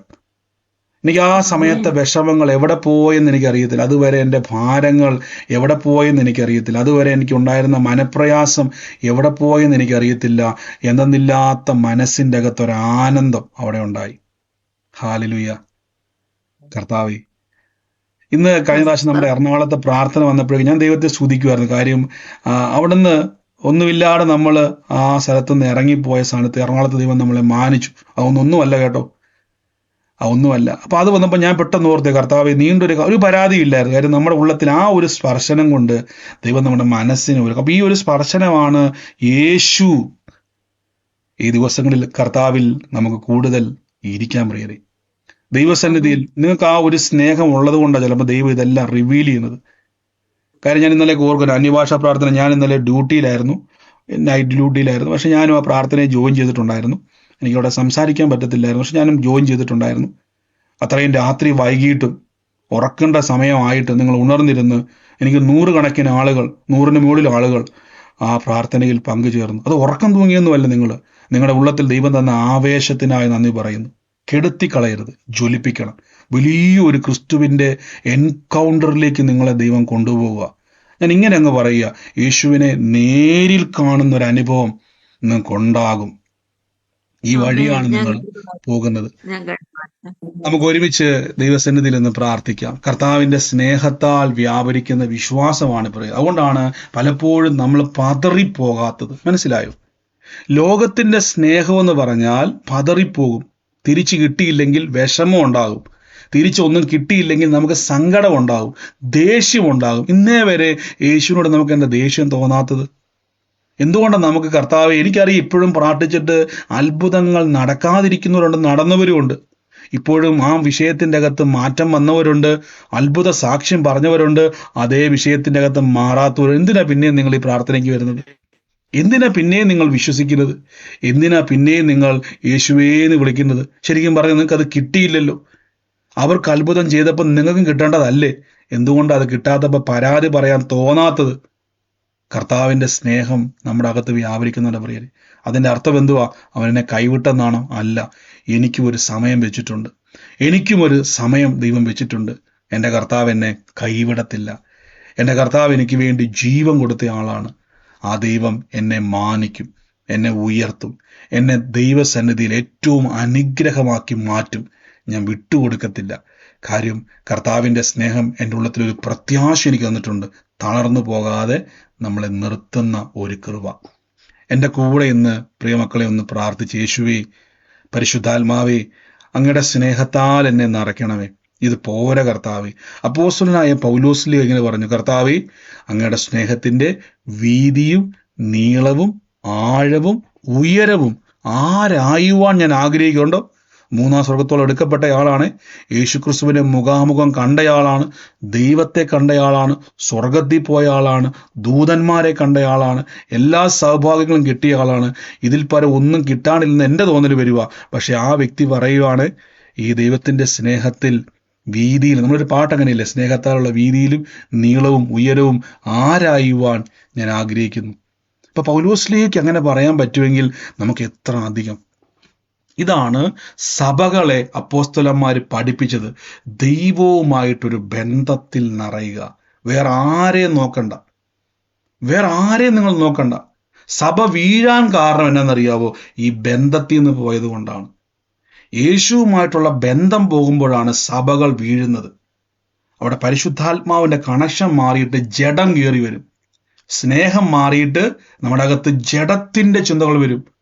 കോമ്പറ്റീഷൻ മൈൻഡ് വരും. കോമ്പറ്റീഷൻ മൈൻഡ്, ഞാനാണ് വലിയവൻ എന്ന ചിന്ത വരും. അവിടെയാണ് പരിശുദ്ധാത്മാവിന്റെ ഫലമില്ലാതെ പോകണം. എൻ്റെ കൂടെ ഇന്ന് പ്രാർത്ഥിച്ച്, യേശുവേ, ഇതെന്റെ അത്ഭുതത്തിന്റെ സമയമാണ്. രോഗികളായി ഭാരപ്പെടുന്നവര് ആ രോഗമുള്ള ഭാഗത്തോട്ട് കൈയെടുത്ത് വെച്ച് ഇന്ന് എല്ലാവരും ഒന്ന് പ്രാർത്ഥിച്ച്, പരിശുദ്ധാത്മാവേ, എൻ്റെ യേശുവേ, അങ്ങയുടെ കൃപയ്ക്കായി സ്തുതിക്കുന്നപ്പ. ഓ ഹല്ലേലൂയ. എൻ്റെ യേശുവേ, in the name of Jesus Christ, in the name of Jesus Christ. Thank you Holy Spirit, thank you Holy Spirit. എൻ്റെ ഉള്ളത്തിൽ ഒരു വ്യക്തിക്ക് വേണ്ടി ഇന്ന് പ്രാർത്ഥിപ്പാൻ കർത്താവ് എൻ്റെ ഉള്ളത്തിൽ പറയുകയാണ്. ഒരു സനീഷിനു വേണ്ടി പ്രാർത്ഥിപ്പാൻ എൻ്റെ ഉള്ളത്തിൽ കർത്താവ് പറയും. അതോടൊപ്പം തന്നെ സനീഷ് കൊണ്ട് സന്ദീപിനെ കാണിക്കുന്നു. ഒരേ ആലോചന ഒരേപോലെ വരുവാണ്. ഏപ്രിൽ മാസവുമായിട്ട് ബന്ധമുള്ള ഒരു ഭവനമാണ് ഞാൻ കാണുന്നത്. ഇപ്പോൾ തന്നെ യേശുവിൻ്റെ നാമത്തിൽ ആ കുടുംബവുമായിട്ട് ബന്ധപ്പെട്ടത് ആരാണോ, ഏപ്രിൽ മാസവുമായിട്ട് ഒരു ബന്ധം ആ ഭവനത്തിൽ ഒരു വ്യക്തിയെ ഞാൻ കാണുക. ആ വ്യക്തിയുമായിട്ട് ബന്ധപ്പെട്ടാണ് ഞാൻ കാണുന്നത്. ഇന്ന് ഏത് വ്യക്തിയുമായിട്ട് ബന്ധപ്പെട്ടതാണോ അത് യേശുവിൻ്റെ നാമത്തിൽ കർത്താവിൻ്റെ അത്ഭുത കരം ഇന്നവിടെ വെളിപ്പെടുക. In the name April of. മാസം എന്റെ മോന്റെ ബർത്ത്ഡേ ആണ്, ഏപ്രിൽ 24. ഈ സനീഷ് എന്ന് പറഞ്ഞ ആളുമായിട്ട് ബന്ധപ്പെട്ടതാണോ സിസ്റ്ററെ? സനീഷ് സനീഷ് എന്നും സന്ദീപ് എന്നും ഞാൻ കണ്ടു. ഈ രണ്ട് പേരുകളും പ്രൈസ് ലോർഡ് പാസ്റ്ററെ. പറഞ്ഞു. പാസ്റ്ററെ, എന്റെ ബ്രദറിന്റെ പേര് സനീഷ് എന്നാണ്. എന്റെ ബ്രദറിന്റെ മോന് ഏപ്രിൽ മാസം ഉണ്ടായതാണ്. ബ്രദറിന്റെ മോൻ അല്ലേ? ബ്രദറിന്റെ മോന്. In the name of Jesus ആ കുടുംബത്തിന് വേണ്ടി പ്രാർത്ഥിപ്പാൻ എൻ്റെ ഉള്ളത്തിൽ പറയൂ സിസ്റ്ററെ. നിങ്ങളെ ദൈവം ഒരു അനുഗ്രഹമാക്കി അവരുടെ നടുവിൽ ദൈവം നിർത്തും. കുടുംബക്കാരുടെ ഇടയിൽ ദൈവം ഒരു സാക്ഷ്യമാക്കും. ആ കുടുംബത്തിന്റെ അകത്തുനിന്നും ആദ്യ അത്ഭുതത്തിന്റെ ആരംഭം ഉണ്ടാവും. അടയാളങ്ങളുടെ ആരംഭം കാനാവിൽ തുടങ്ങിയതുപോലെ ആ കുടുംബത്തിന്റെ അകത്തുനിന്ന് നിങ്ങളിലൂടെയുള്ള അടയാളം ഈ സനീഷിന്റെ ഭവനത്തിൽ, പ്രത്യേകിച്ച് ഏപ്രിൽ മാസത്തിൽ ജനിച്ച തലമുറയുമായി ബന്ധപ്പെട്ട് ദൈവം അത് ആരംഭിക്കും. In the name of Jesus. ആമേൻ പറഞ്ഞതിനെ സ്വീകരിച്ചോണേ. കർത്താവിന്റെ നന്മകൾ കൊണ്ട് ദൈവം നിറയ്ക്കാൻ വേണ്ടി പോവാം. ലോർഡ് ജീസസ് ക്രൈസ്റ്റ്, യേശുവേ, ഞങ്ങൾ നന്ദി പറയുന്നപ്പാ. പരിശുദ്ധാത്മാവേ, ഞങ്ങൾ അങ്ങേ സ്തുതിക്കുന്നപ്പാ. കർത്താവ് എൻ്റെ ഉള്ളത്തിലൊരു ഭവനത്തെ കർത്താവ് എന്നെ കാണിക്കുക. ഈ വീടിന്റെ മുൻവശത്തായിട്ട് തന്നെ നമ്മുടെ പ്ലാവ് നിൽക്കുന്ന ഒരു വീടിന്റെ അതായത് വീടിന്റെ അകത്തുനിന്നും പുറത്തേക്ക് ഇറങ്ങി വന്നാൽ മുൻവശത്ത് ഒരു പ്ലാവ് നിൽക്കുന്നു. ആ പ്ലാവിന്റെ അല്ലെങ്കിൽ ആ വീടിന്റെ പുറത്തേക്ക് ഇറങ്ങിയാൽ തന്നെ ഈ കട്ടകൾ ഇങ്ങനെ അടുക്കി വെച്ചിരിക്കുന്നതായിട്ട് ഒരടയാളം ആ വീടിന് മുമ്പിൽ ഞാൻ കാണാം. കട്ടകളുണ്ടല്ലോ, നമ്മുടെ ഈ കട്ടകൾ, വീട് പണിയാൻ വേണ്ടി ഉപയോഗിക്കുന്ന കട്ടകളുണ്ടല്ലോ, അതിങ്ങനെ അടുക്കി അതിന്റെ മുൻവശത്തായിട്ട് ഇങ്ങനെ ഈ പ്ലാവിന്റെയും വീടിന്റെ ഇടയ്ക്കൊരു സ്ഥലത്ത് അതിങ്ങനെ വെച്ചിരിക്കുന്ന ഒരു കാഴ്ച ഞാൻ കാണുക. ഞാൻ ആ കുടുംബത്തിന്റെ അകത്ത് എൻ്റെ ഉള്ളത്തിൽ കർത്താവ് ഇങ്ങനെ ആ ഭവനവും ഈ ഒരു അടയാളം കാണിക്കുമ്പോൾ തന്നെ ഞാൻ ഈ ഒരു ഭവനവുമായിട്ട് ബന്ധപ്പെട്ടൊരു ചെങ്ങല കിടക്കുന്നത് പോലൊരു കാഴ്ച കാണുക. ചെങ്ങല കിടക്കുന്നത് പോലൊരു കാഴ്ച. യേശുവേ, ഞങ്ങളിപ്പോൾ പ്രാർത്ഥിക്കുന്നപ്പാ, ആ ചെങ്ങലകൾ കുടുംബത്തിൽ നിന്ന് അഴിഞ്ഞു മാറട്ടെ. ഇപ്പോൾ ഞങ്ങൾ ഇന്ന് പ്രാർത്ഥിക്കുന്നു. എൻ്റെ യേശുവേ, സമാധാനത്തിന്റെ ഒരു അന്തരീക്ഷം ആ ഭവനത്തിന്റെ മേലുണ്ടാകട്ടെ. ബ്രദറെ, എന്റെ വീടിന്റെ ഫ്രണ്ടിൽ നിന്ന് ഇറങ്ങുമ്പോ തന്നെ ഒരു പ്ലാവുണ്ട്. ആ പ്ലാവുമ്മ ചക്കയുണ്ട്. ഒരു മിനിറ്റ് ഒരു സെക്കൻഡ് ബ്രദറെ, ഈ മാർച്ച് മാസവുമായിട്ടൊരു ബന്ധം, ഒരു ജനനവുമായി ബന്ധപ്പെട്ട ഒരു ഭവനമാണ് ഈ കാണിക്കുന്നത്. മാർച്ച് മാർച്ച് 20 ജനിച്ചത്. തീയതിയാണ് എന്റെ മകൻ ജനിച്ചത്. ഈ മാർച്ച് 20 എന്റെ മകൻ ജനിച്ചത്. മാർച്ച് 20 ജനിച്ചേക്കുന്നത്. ഈ പറഞ്ഞ അടയാളങ്ങൾ പോലെ തന്നെയാണ് ബ്രദറെ ഭവനം ഇരിക്കുന്നത്. അതുപോലെ തന്നെയാണ്. ഫ്രണ്ടിലേക്ക് ഇറങ്ങുമ്പോ ചെറിയ പ്ലാവാണ്, അത് മഞ്ചട്ടി ചക്കയുണ്ട്, പിന്നെ തൊട്ട് ചേർന്ന് മതിൽ കെട്ടാനുള്ള കട്ട ഇരിപ്പുണ്ട്. ഇതെല്ലാം കറക്റ്റാണ് കർത്താവ്. മാർച്ച് മാസത്തിൽ ജനിച്ച മോനല്ലേ? മാർച്ച് മാസം 20 മകൻ ജനിച്ചതാ. In the name of Jesus ഞങ്ങൾ യേശുവിന്റെ നാമത്തിൽ ഇന്ന് പ്രാർത്ഥിക്കുന്നപ്പ കർത്താവ് ഇന്ന തലമുറയെ ഞങ്ങൾ അനുഗ്രഹിച്ചു പ്രാർത്ഥിക്കുന്നപ്പ നന്മയായി തീരട്ടെ, നന്മയായി തീരട്ടെ. ഞാനിങ്ങനെ കർത്താവിന് ഒരു കാഴ്ച കാണിക്കും. ഒരു ചെങ്ങലയിട്ട് വലിക്കുവാൻ നോക്കുന്ന അനുഭവത്തെ ഇന്ന് ചെങ്ങല പൊട്ടിച്ച് കർത്താവിന്റെ സമാധാനം ആ കുടുംബത്തിൽ നിറയ്ക്കാൻ വേണ്ടി പോവാ. എന്റെ ഉള്ളത്തിൽ കർത്താവ് പറയുക, ആ ഭവനം ഒരു പ്രാർത്ഥനാ ഭവനമായി മാറും. അനേകര് വന്ന് കൂടുന്ന ഒരു സ്ഥലമാക്കി ദൈവം അത് മാറ്റും. In the name of Jesus, യേശുവിന്റെ നാമത്തിൽ അങ്ങനെ തന്നെ അതിനെ പ്രാർത്ഥിക്കുന്നു. കർത്താവിന്റെ അത്ഭുതത്തെ റിലീസ് ചെയ്യുന്നു, അത്ഭുതത്തെ റിലീസ് ചെയ്യുന്നു, അനുഗ്രഹിച്ചെന്ന് പ്രാർത്ഥിക്കുന്നു യേശുവിന്റെ അധികാരമുള്ള നാമത്തിൽ തന്നെ. അപ്പൊ ഞാൻ പലപ്പോഴും ഇങ്ങോട്ട് പറയാറുണ്ട്, നിങ്ങൾ കൂട്ടായ്മ ആചരിക്കണമെന്ന് പറയാൻ കാരണം ദൈവത്തിന് നിങ്ങളോട് സംസാരിക്കാനുണ്ട്. ഞാൻ പറഞ്ഞല്ലോ, ഈ പ്രവചന ശുശ്രൂഷ എന്നുള്ളത്, ആലോചനകൾ എന്നുള്ളത് ദൈവത്തിന് നിങ്ങളോട് സംസാരിക്കുവാൻ ഉപയോഗിക്കുന്ന ഒരു ടൂളാണ്. ആ വ്യക്തി അല്ലെങ്കിൽ ആ ഉപയോഗിക്കപ്പെടുന്ന വ്യക്തി ആരാണോ ആ വ്യക്തിയിലൂടെ ദൈവം സംസാരിക്കും. അപ്പം നിങ്ങൾ എല്ലാ ദിവസവും ചിലർ കയറാറില്ല, ചിലർ എല്ലാ ദിവസവും കയറുന്നവരുണ്ട്. എപ്പോഴാണോ നിങ്ങളുടെ ദൈവം ഇടപെടുന്നത് എനിക്ക് അറിയത്തില്ല. ഞാൻ എപ്പോഴും പറയുന്നില്ല, നമ്മുടെ കണക്കുകൂട്ടലല്ല, ദൈവം സംസാരിക്കുന്ന ദൈവമാണ്. അവൻ്റെ പ്രാർത്ഥനയോടെ ഇരുന്നോണേ. ഇന്ന് അവൻ സംസാരിച്ചില്ല എങ്കിൽ അതിൻ്റെ അർത്ഥം നിങ്ങൾക്കൂടെ ഒന്നും മിണ്ടില്ലെന്നല്ല, ആ വചനം നിങ്ങളെ ദൈവം ഇടപെട്ടുകൊണ്ടിരിക്കുക. ജീസസ് ക്രൈസ്റ്റ്, യേശുവിൻ്റെ നാമത്തിൽ ഞാൻ ഈ മാത്തുക്കുട്ടി എന്ന് പറയുന്ന ഒരു വ്യക്തിയുടെ ഭവനത്തെ കർത്താവ് എന്നെ കാണിക്കുക. ഞാൻ ഈ വ്യക്തിക്ക് വേണ്ടി പ്രാർത്ഥിക്കുന്ന സമയത്ത് എൻ്റെ ഉള്ളത്തിൽ കർത്താവ് എന്നെ ഒരു കാഴ്ച കാണിക്കുന്ന ഒരു സ്ഥലവുമായി ബന്ധപ്പെട്ട്, ഈ മാത്തുക്കുട്ടിക്ക് വേണ്ടി പ്രാർത്ഥിക്കുമ്പോൾ സ്ഥലവുമായി ബന്ധപ്പെട്ട് ഒരു ഡെലിവറൻസ് ആ ഭവനത്തിൻ്റെ അകത്ത് നടക്കുക. ഇന്ന് ആ ഭവനത്തിൻ്റെ മേൽ കർത്താവിൻ്റെ ഒരു അത്ഭുത കരം ഇന്ന് വെളിപ്പെടുക. In the name of Jesus Christ ഞാൻ യേശുവിൻ്റെ നാമത്തിൽ ഇന്ന് പ്രാർത്ഥിക്കുന്നു. Thank you Holy Spirit, thank you Holy Spirit. ഞാൻ ഈ ഭവനവുമായിട്ട് ബന്ധപ്പെട്ട് റോസമ്മ എന്നൊരു പേരും കൂടെ ആ കുടുംബവുമായിട്ട് കാണുക. ഇന്ന് ആ കുടുംബവുമായിട്ട് ബന്ധപ്പെട്ടത് ആരാണോ, യേശുവിൻ്റെ നാമത്തിൽ ഇന്ന് ദൈവത്തിന്റെ അത്ഭുതകരമായ പ്രവൃത്തി അവിടെ സംഭവിക്കുന്നു. കർത്താവിന്റെ കരം ഇന്ന് അവിടെ വെളിപ്പെടും. പറഞ്ഞു ബ്രദർ, എന്റെ ഹസ്ബൻഡിന്റെ പേര് മാത്തുക്കുട്ടിയ, എന്റെ മദർ ഇൻ ലോയുടെ പേര് റോസമ്മ. മദർ ഇൻ ലോയുടെ പേരല്ലേ? മാത്തുക്കുട്ടിയുടെ മദർ, അതായത് ഹസ്ബൻഡിന്റെ മദർ അല്ലേ? ഇപ്പൊ മാതാവ് ഉണ്ടോ? ഉണ്ട്, ജീവനോടെ ഉണ്ട്. ഈ ഭവനത്തിൽ തന്നെയാണ് നിങ്ങൾ ആയിരിക്കുന്നത്? അതെ അതെ. ഞാനിത് പ്രാർത്ഥിക്കുമ്പോൾ സ്ഥലവുമായി ബന്ധപ്പെട്ട് അതിന്റെ പിന്നിൽ അവകാശം പറഞ്ഞു നിൽക്കുക. അതിന്റെ പിന്നിൽ അവകാശം പറഞ്ഞ് ഞാൻ കാണുന്ന ഒരു കാഴ്ച, ആ മണ്ണിലേക്ക് വലിച്ചെടുക്കുവാൻ നോക്കുന്ന ഇന്ന് വലിയൊരു ദുഷ്ടശക്തിയെ ഇന്ന് അതിൽ നിന്ന് ദൂതന്മാര് പുറത്താക്കുക. ഞാൻ അങ്ങനെ ഒരു ദർശനമാണ് കാണുന്നത്. അന്ധകാരങ്ങൾ മാറുന്നു. ഞാനിങ്ങനെ ഒരു കാഴ്ച കാണുമ്പോൾ ഈ റോസ് കളറിലെ, അങ്ങനത്തെ ഒരു കളറിലെയാണ് ആ ഒരു ടൈപ്പ്, ഒരു മെഴുകുതിരി പോലത്തെ ഒരു സംഭവം, അങ്ങനത്തെ ഒരു കളറാണ്. അങ്ങനത്തെ ഒരു സംഭവം ഇങ്ങനെ തെളിഞ്ഞു നിൽക്കുന്ന ഒരു കാഴ്ച ഞാൻ കാണുക. In the name of Jesus ഒരു വെളിച്ചം ഇതിൻ്റെ അകത്തുണ്ടാകുന്നു, ഒരു വെളിച്ചം. അതായത് ഞാൻ അതുകൊണ്ടാണ് ചോദിച്ചത്, റോസമ്മ എന്നുള്ള പേര് പെട്ടെന്ന് എൻ്റെ ഉള്ളത്തിൽ വന്നത് ആ ഒരു മെഴുകുതിരി കണ്ടപ്പോഴാണ് ഇതിങ്ങനെ തെളിഞ്ഞത് ഞാൻ ചോദിച്ചത്. അപ്പൊ ഇത് ബന്ധപ്പെട്ട് മാതാവിന്റെ ശരീരത്തിന്റെ അകത്ത് കൂടിയിരിക്കുന്നത് ഈ സ്ഥലവുമായിട്ട് ബന്ധപ്പെട്ടത് തലമുറയിലേക്ക് അതിന്റെ മേൽ, അതായത് മാത്തുക്കുട്ടി എന്ന് പറയുന്ന ഹസ്ബൻഡിന്റെ മാതാവാണ് ഈ പറഞ്ഞ അല്ലേ, ആ ശരീര ആ കുടുംബത്തിൽ ആ വ്യക്തിയുടെ മേൽ സ്വാധീനിച്ച് നിൽക്കുന്നത്, ഇന്ന് തലമുറയിലേക്ക് അത് ബാധിച്ച് നിൽക്കുന്നതിനെ ഇപ്പോൾ യേശു തന്ന അധികാരത്തിന്റെ മേൽ അതിനെ ബ്രേക്ക് ചെയ്ത് പ്രാർത്ഥിക്കുന്നു. ഇപ്പോൾ തന്നെ കർത്താവെ ഞങ്ങളുടെ ശക്തിയാൽ ഞങ്ങൾ അതിനെ ബ്രേക്ക് ചെയ്യുന്നു. സിസ്റ്ററെ ആമേൻ പറഞ്ഞതിനെ സ്വീകരിച്ചു. യേശുവിന്റെ അധികാരമുള്ള നാമത്തിൽ കർത്താവിന്റെ അത്ഭുത കരം എന്ന് വെളിപ്പെടുന്നല്ലോ. നന്ദി പരിശുദ്ധാത്മാവേ, നന്ദി പരിശുദ്ധാത്മാവേ.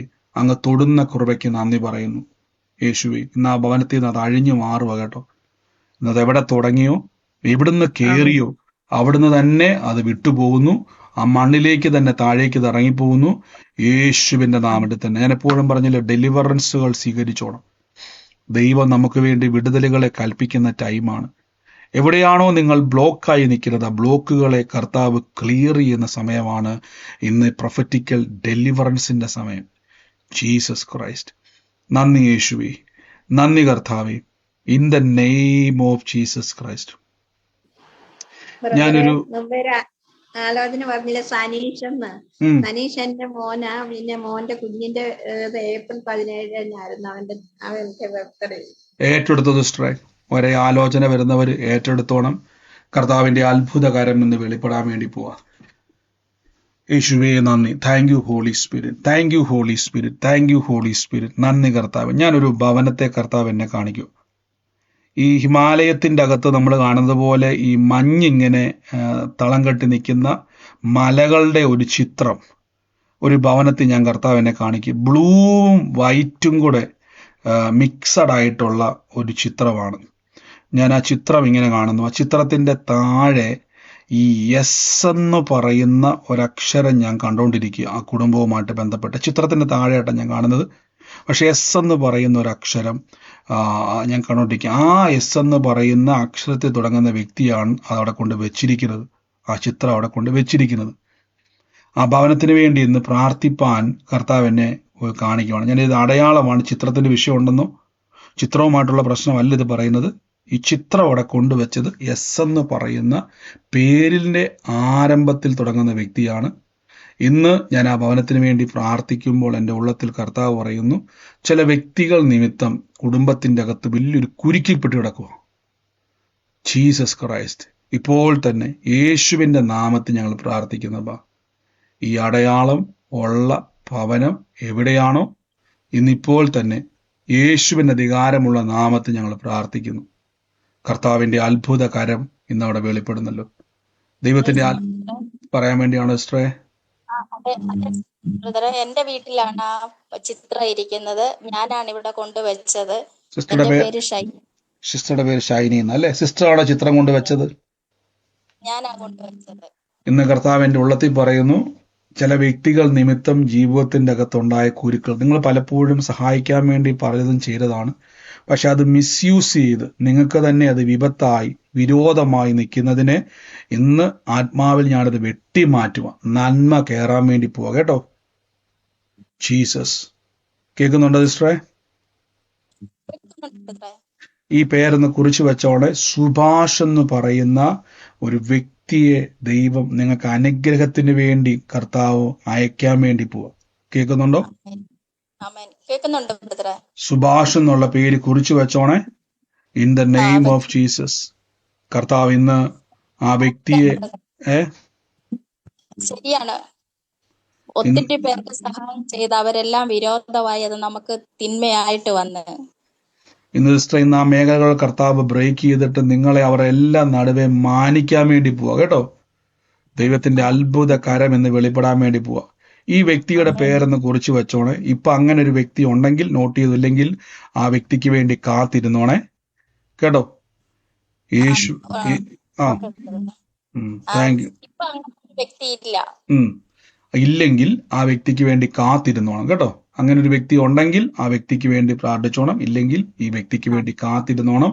ആ വ്യക്തി ഒരു മുഖാന്തിരമായി നിങ്ങളുടെ ഭവനത്തിൽ വരും. ആ വ്യക്തി വരുന്നതിന് അടയാളമാണ്. അപ്പൊ ഇനി മുതൽ ഏത് വ്യക്തികൾ വന്നാലും അവരെ നോട്ട് ചെയ്യുക. ആ വ്യക്തി വരുന്ന ദിവസം മുതൽ ദൈവത്തിന്റെ ഒരു സന്ദർശന സമയമായിട്ടാണ് കാണിക്കുന്നത്. കർത്താവിന്റെ ഒരു സാക്ഷ്യമാക്കി ദൈവം മാറ്റും കേട്ടോ. God bless U. നന്ദി യേശു. ഞാൻ എപ്പോഴും പറയും, ദൈവം നിങ്ങളുടെ ഭവനത്തിന്റെ അകത്ത് എന്തൊക്കെയുണ്ടോ അതിനെല്ലാം അറിയുന്നൊരു ദൈവം. സഹോദരി പറഞ്ഞതുപോലെ തന്നെ അവരെ കൊണ്ടുവച്ച ആള് എസ് എന്ന് പറയുന്ന അക്ഷരമാണ്. അതെനിക്ക് വെളിപ്പെട്ടുള്ളൂ.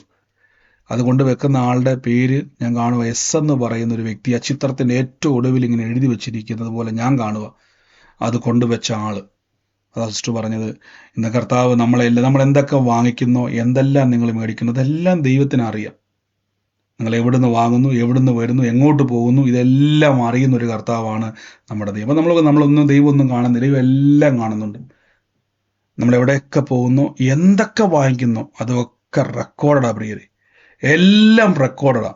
Thank you Lord Jesus. നന്ദി പരിശുദ്ധാത്മാവി. ഞങ്ങൾ ഇപ്പോൾ തന്നെ ബ്ലെസ് ചെയ്ത് പ്രാർത്ഥിക്കുന്നപ്പാ, in the name of Jesus Christ. യേശുവേ, ഞങ്ങൾ ഇന്ന് ബ്ലെസ് ചെയ്യുന്നപ്പാ. ഞാൻ എൻ്റെ ഉള്ളത്തിൽ കർത്താവ് പറയുക, ഒരു അജയകുമാർ എന്ന് പറയുന്ന ഒരു വ്യക്തിയുടെ ഭവനത്തിന് വേണ്ടി പ്രാർത്ഥിപ്പാൻ എൻ്റെ ഉള്ളത്തിൽ കർത്താവ് പറയുക. അജയകുമാറിൻ്റെ ഭവനത്തിന് വേണ്ടി പ്രാർത്ഥിക്കുവാൻ എൻ്റെ ഉള്ളത്തിൽ പറയുവാണ്. ഈ അജയകുമാറിന് വേണ്ടി പ്രാർത്ഥിക്കുമ്പോൾ തന്നെ ആ കുടുംബവുമായിട്ട് ബന്ധപ്പെട്ട് ഞാൻ ഈ ഒരു സ്ത്രീയെ ഞാൻ കാണുവാണ്, ഒരു സ്ത്രീ രൂപം ഞാൻ കാണുവാണ്. ആ വ്യക്തിയുമായി ബന്ധപ്പെട്ട് യേശുവിൻ്റെ നാമത്തിൽ കർത്താവിൻ്റെ വലിയൊരു പ്രവൃത്തിക്ക് വേണ്ടി ദൈവം ഒരുക്കാൻ വേണ്ടി പോവാന്നാണ് പറയുന്നത്. In the name of Jesus Christ, യേശുവിൻ്റെ അധികാരമുള്ള നാമത്തിൽ ഇന്ന് ഞാൻ റിലീസ് ചെയ്ത് പ്രാർത്ഥിക്കുന്നപ്പാ. ലോർഡ് ജീസസ് ക്രൈസ്റ്റ്, എൻ്റെ യേശുവെ, ഇന്ന് ഞാൻ ആ ഭവനത്തെ ബ്ലസ് ചെയ്ത് പ്രാർത്ഥിക്കുന്നു. നന്മയായി തീരട്ടെ. സകല ദുഷ്ടപ്രവർത്തികളും ആ വ്യക്തികളിൽ നിന്ന് സ്വാധീനങ്ങൾ വിട്ട് മാറിപ്പോകട്ടെ. Thank you Holy Spirit. യേശുവിൻ്റെ അധികാരമുള്ള നാമത്തിൽ തന്നെ ഈ സമയത്ത് വേഗത്തിൽ തന്നെ രോഗികളായി ഇന്ന് എനിക്കൊരു സൗഖ്യം വേണം, ഇന്നെനിക്ക് ആരോഗ്യം വേണം. ഞാൻ എപ്പോഴും പറയണേ, ആരോഗ്യത്തോടെ ഇരിക്കുക എന്നുള്ളത് നിങ്ങളുടെ അവകാശമാണ്. ക്രിസ്തു യേശുവിലുള്ള വിശ്വാസികളെ വിട്ടുകൊടുക്കുക. എനിക്കിഷ്ടമാണ് ആ 38 സംവത്സരമായിട്ട് തളർവാദ രോഗിയെ നമുക്ക് കാണാൻ പറ്റും അല്ലേ? അവിടെ ദൂതൻ വന്ന് ആ വെള്ളം ഇളക്കുമ്പോൾ അതിലേക്കൊന്ന് ഇറങ്ങാൻ വേണ്ടി കാത്തിരിക്കുന്ന ഒരു തളർവാദ രോഗിയെ കാണാൻ പറ്റും. അവിടെ നമുക്ക് എന്ത് ചെയ്യാൻ പറ്റും? തളർവാദ രോഗിയെ കാണിക്കുന്നതിനെ ബൈബിളിൽ യേശു പറയുന്നുണ്ട്. യേശു ചോദിക്കുകയാണ്, ഒത്തിരി രോഗികൾ അവിടെയുണ്ട്, പക്ഷെ ഇവനോടാണ് യേശു ചോദിക്കുന്നത്. അവനോട് പറയുവാണ്, കർത്താവെ, എന്നെ ഈ വെള്ളം ഇളക്കുമ്പം എന്നെ ആ വെള്ളത്തിൽ കൊണ്ടിടാൻ വേണ്ടി ആരുമില്ല. എനിക്ക് മുമ്പേ പലരും ചാടി സൗഖ്യം പ്രാപിക്കും. ആദ്യം ഇറങ്ങുന്നവനാ സൗഖ്യം. പക്ഷെ ഇത്രയും വർഷമായിട്ട് അവൻ മടുത്തു പോകാതെ കിടക്കുക. അവൻ്റെ അകത്ത് ഒറ്റ വാശിയുള്ളൂ, എനിക്ക് ആ വെള്ളത്തിൽ ഇറങ്ങണം, സൗഖ്യം പ്രാപിക്കണം. കണ്ടോ? യേശു ചോദിക്കുകയാണ്, നിനക്ക് സൗഖ്യമാകാൻ മനസ്സുണ്ടോ? അവൻ പറഞ്ഞു, റെഡിയാ ഞാൻ. കണ്ടോ? റെഡിയാണ് ഞാൻ. ഈ വെള്ളത്തിൽ ഞാൻ ഒരു ദിവസം ഇറങ്ങും, ഞാൻ ഇതുപോലെ നടക്കും. യേശു പറഞ്ഞൊരു കാര്യം ചെയ്യും, നീ ഇറങ്ങണ്ട, ഇപ്പം തന്നെ കിടക്കിയെടുത്ത് നടന്നു. കണ്ടോ? ഇതായിരിക്കണം നിങ്ങളുടെ മനോഭാവം, ഇതായിരിക്കണം ഇത് നമ്മളിൽ നിറയട്ടെ. സൗഖ്യം എൻ്റെ അവകാശമാണ്. ചിലപ്പോൾ സങ്കടം വരും, വേദനകൾ പൊങ്ങി വരുമ്പോഴും പറയണം, രോഗം എൻ്റെ അവകാശമല്ല, സൗഖ്യം എൻ്റെ അവകാശമാണ്. പരിശുദ്ധാത്മാവെ, എൻ്റെ ഉള്ളത്തിൽ അങ്ങയുടെ വിശ്വാസത്താൽ എന്നെ നിറയ്ക്കണമേ. പിടിച്ചു നിൽക്കുവാനുള്ള ശക്തിയിൽ എന്നെ നിറയ്ക്കണമേ. എൻ്റെ കൂടെ ഇന്ന് കൈയെടുത്ത് വെച്ച് ശരീരത്തിൻ്റെ അകത്ത് ഏതെങ്കിലും വേദനയുള്ളവര്, രോഗമുള്ളവര്, മുഴകളുള്ളവര്, നീരുള്ളവര്, എന്താണോ ബുദ്ധിമുട്ട്, അങ്ങനെയുള്ള ആളുകൾ ഇതിൻ്റെ അകത്തുണ്ടോ? ഒന്ന് മ്യൂട്ട് മാറ്റി പറയാവോ?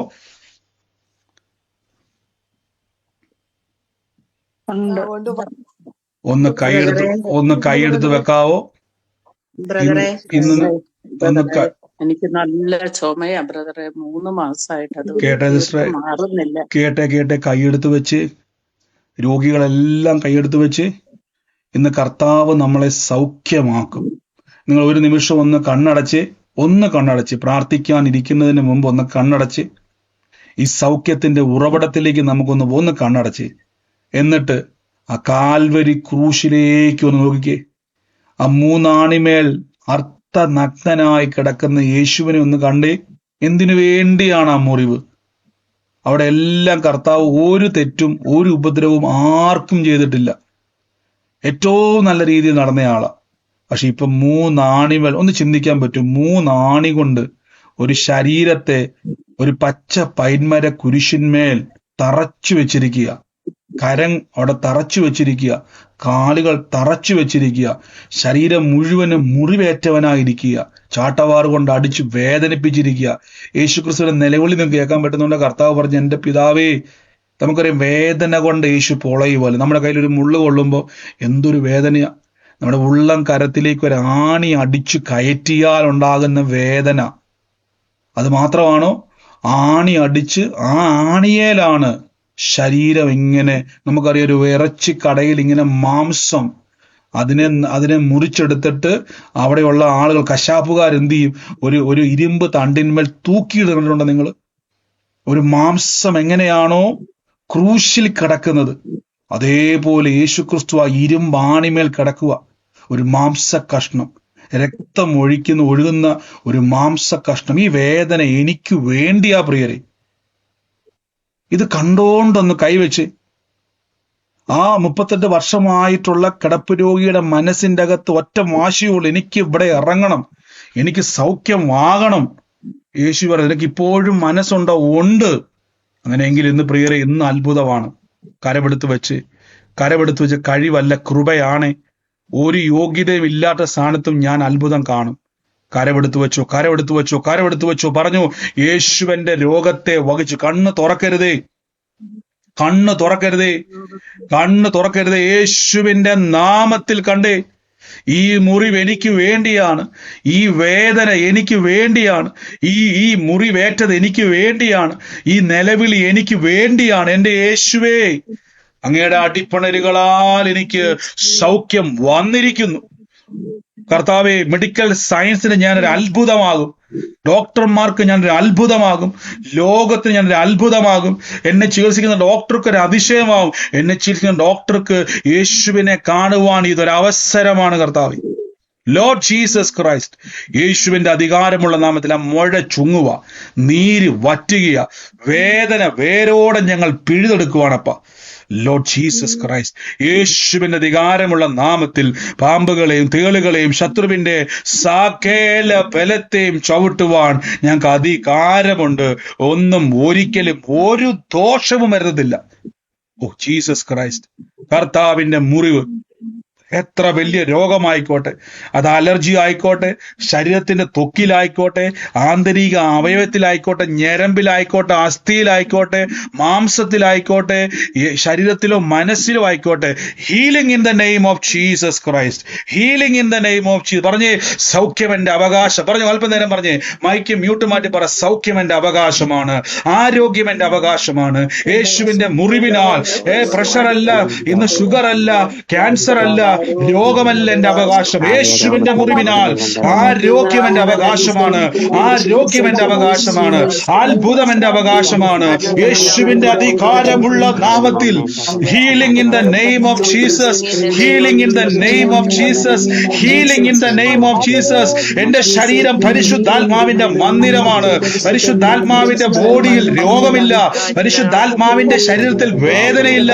ഇത് പരിശുദ്ധാത്മാവിന്റെ ശരീരമാണ്, യേശുവിന്റെ വാസസ്ഥലമാണ്.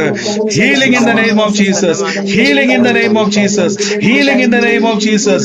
ദൈവരാജ്യത്തിന്റെ ശക്തി, രോഗങ്ങൾ സൗഖ്യമാകിയ ആ ജീസസ് ക്രൈസ്റ്റ് കൽപ്പിച്ചു.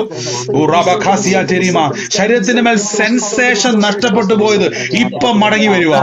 ആ ത്വക്കിന്റെ മേൽ, ശരീരത്തിന്റെ ആന്തരിക അവയവങ്ങളുടെ മേൽ എവിടേക്കാണോ സെൻസേഷൻ നഷ്ടപ്പെട്ടു പോയത്, ഇപ്പോൾ പുതിയ അവയവങ്ങൾ ഉണ്ടായി വരിക.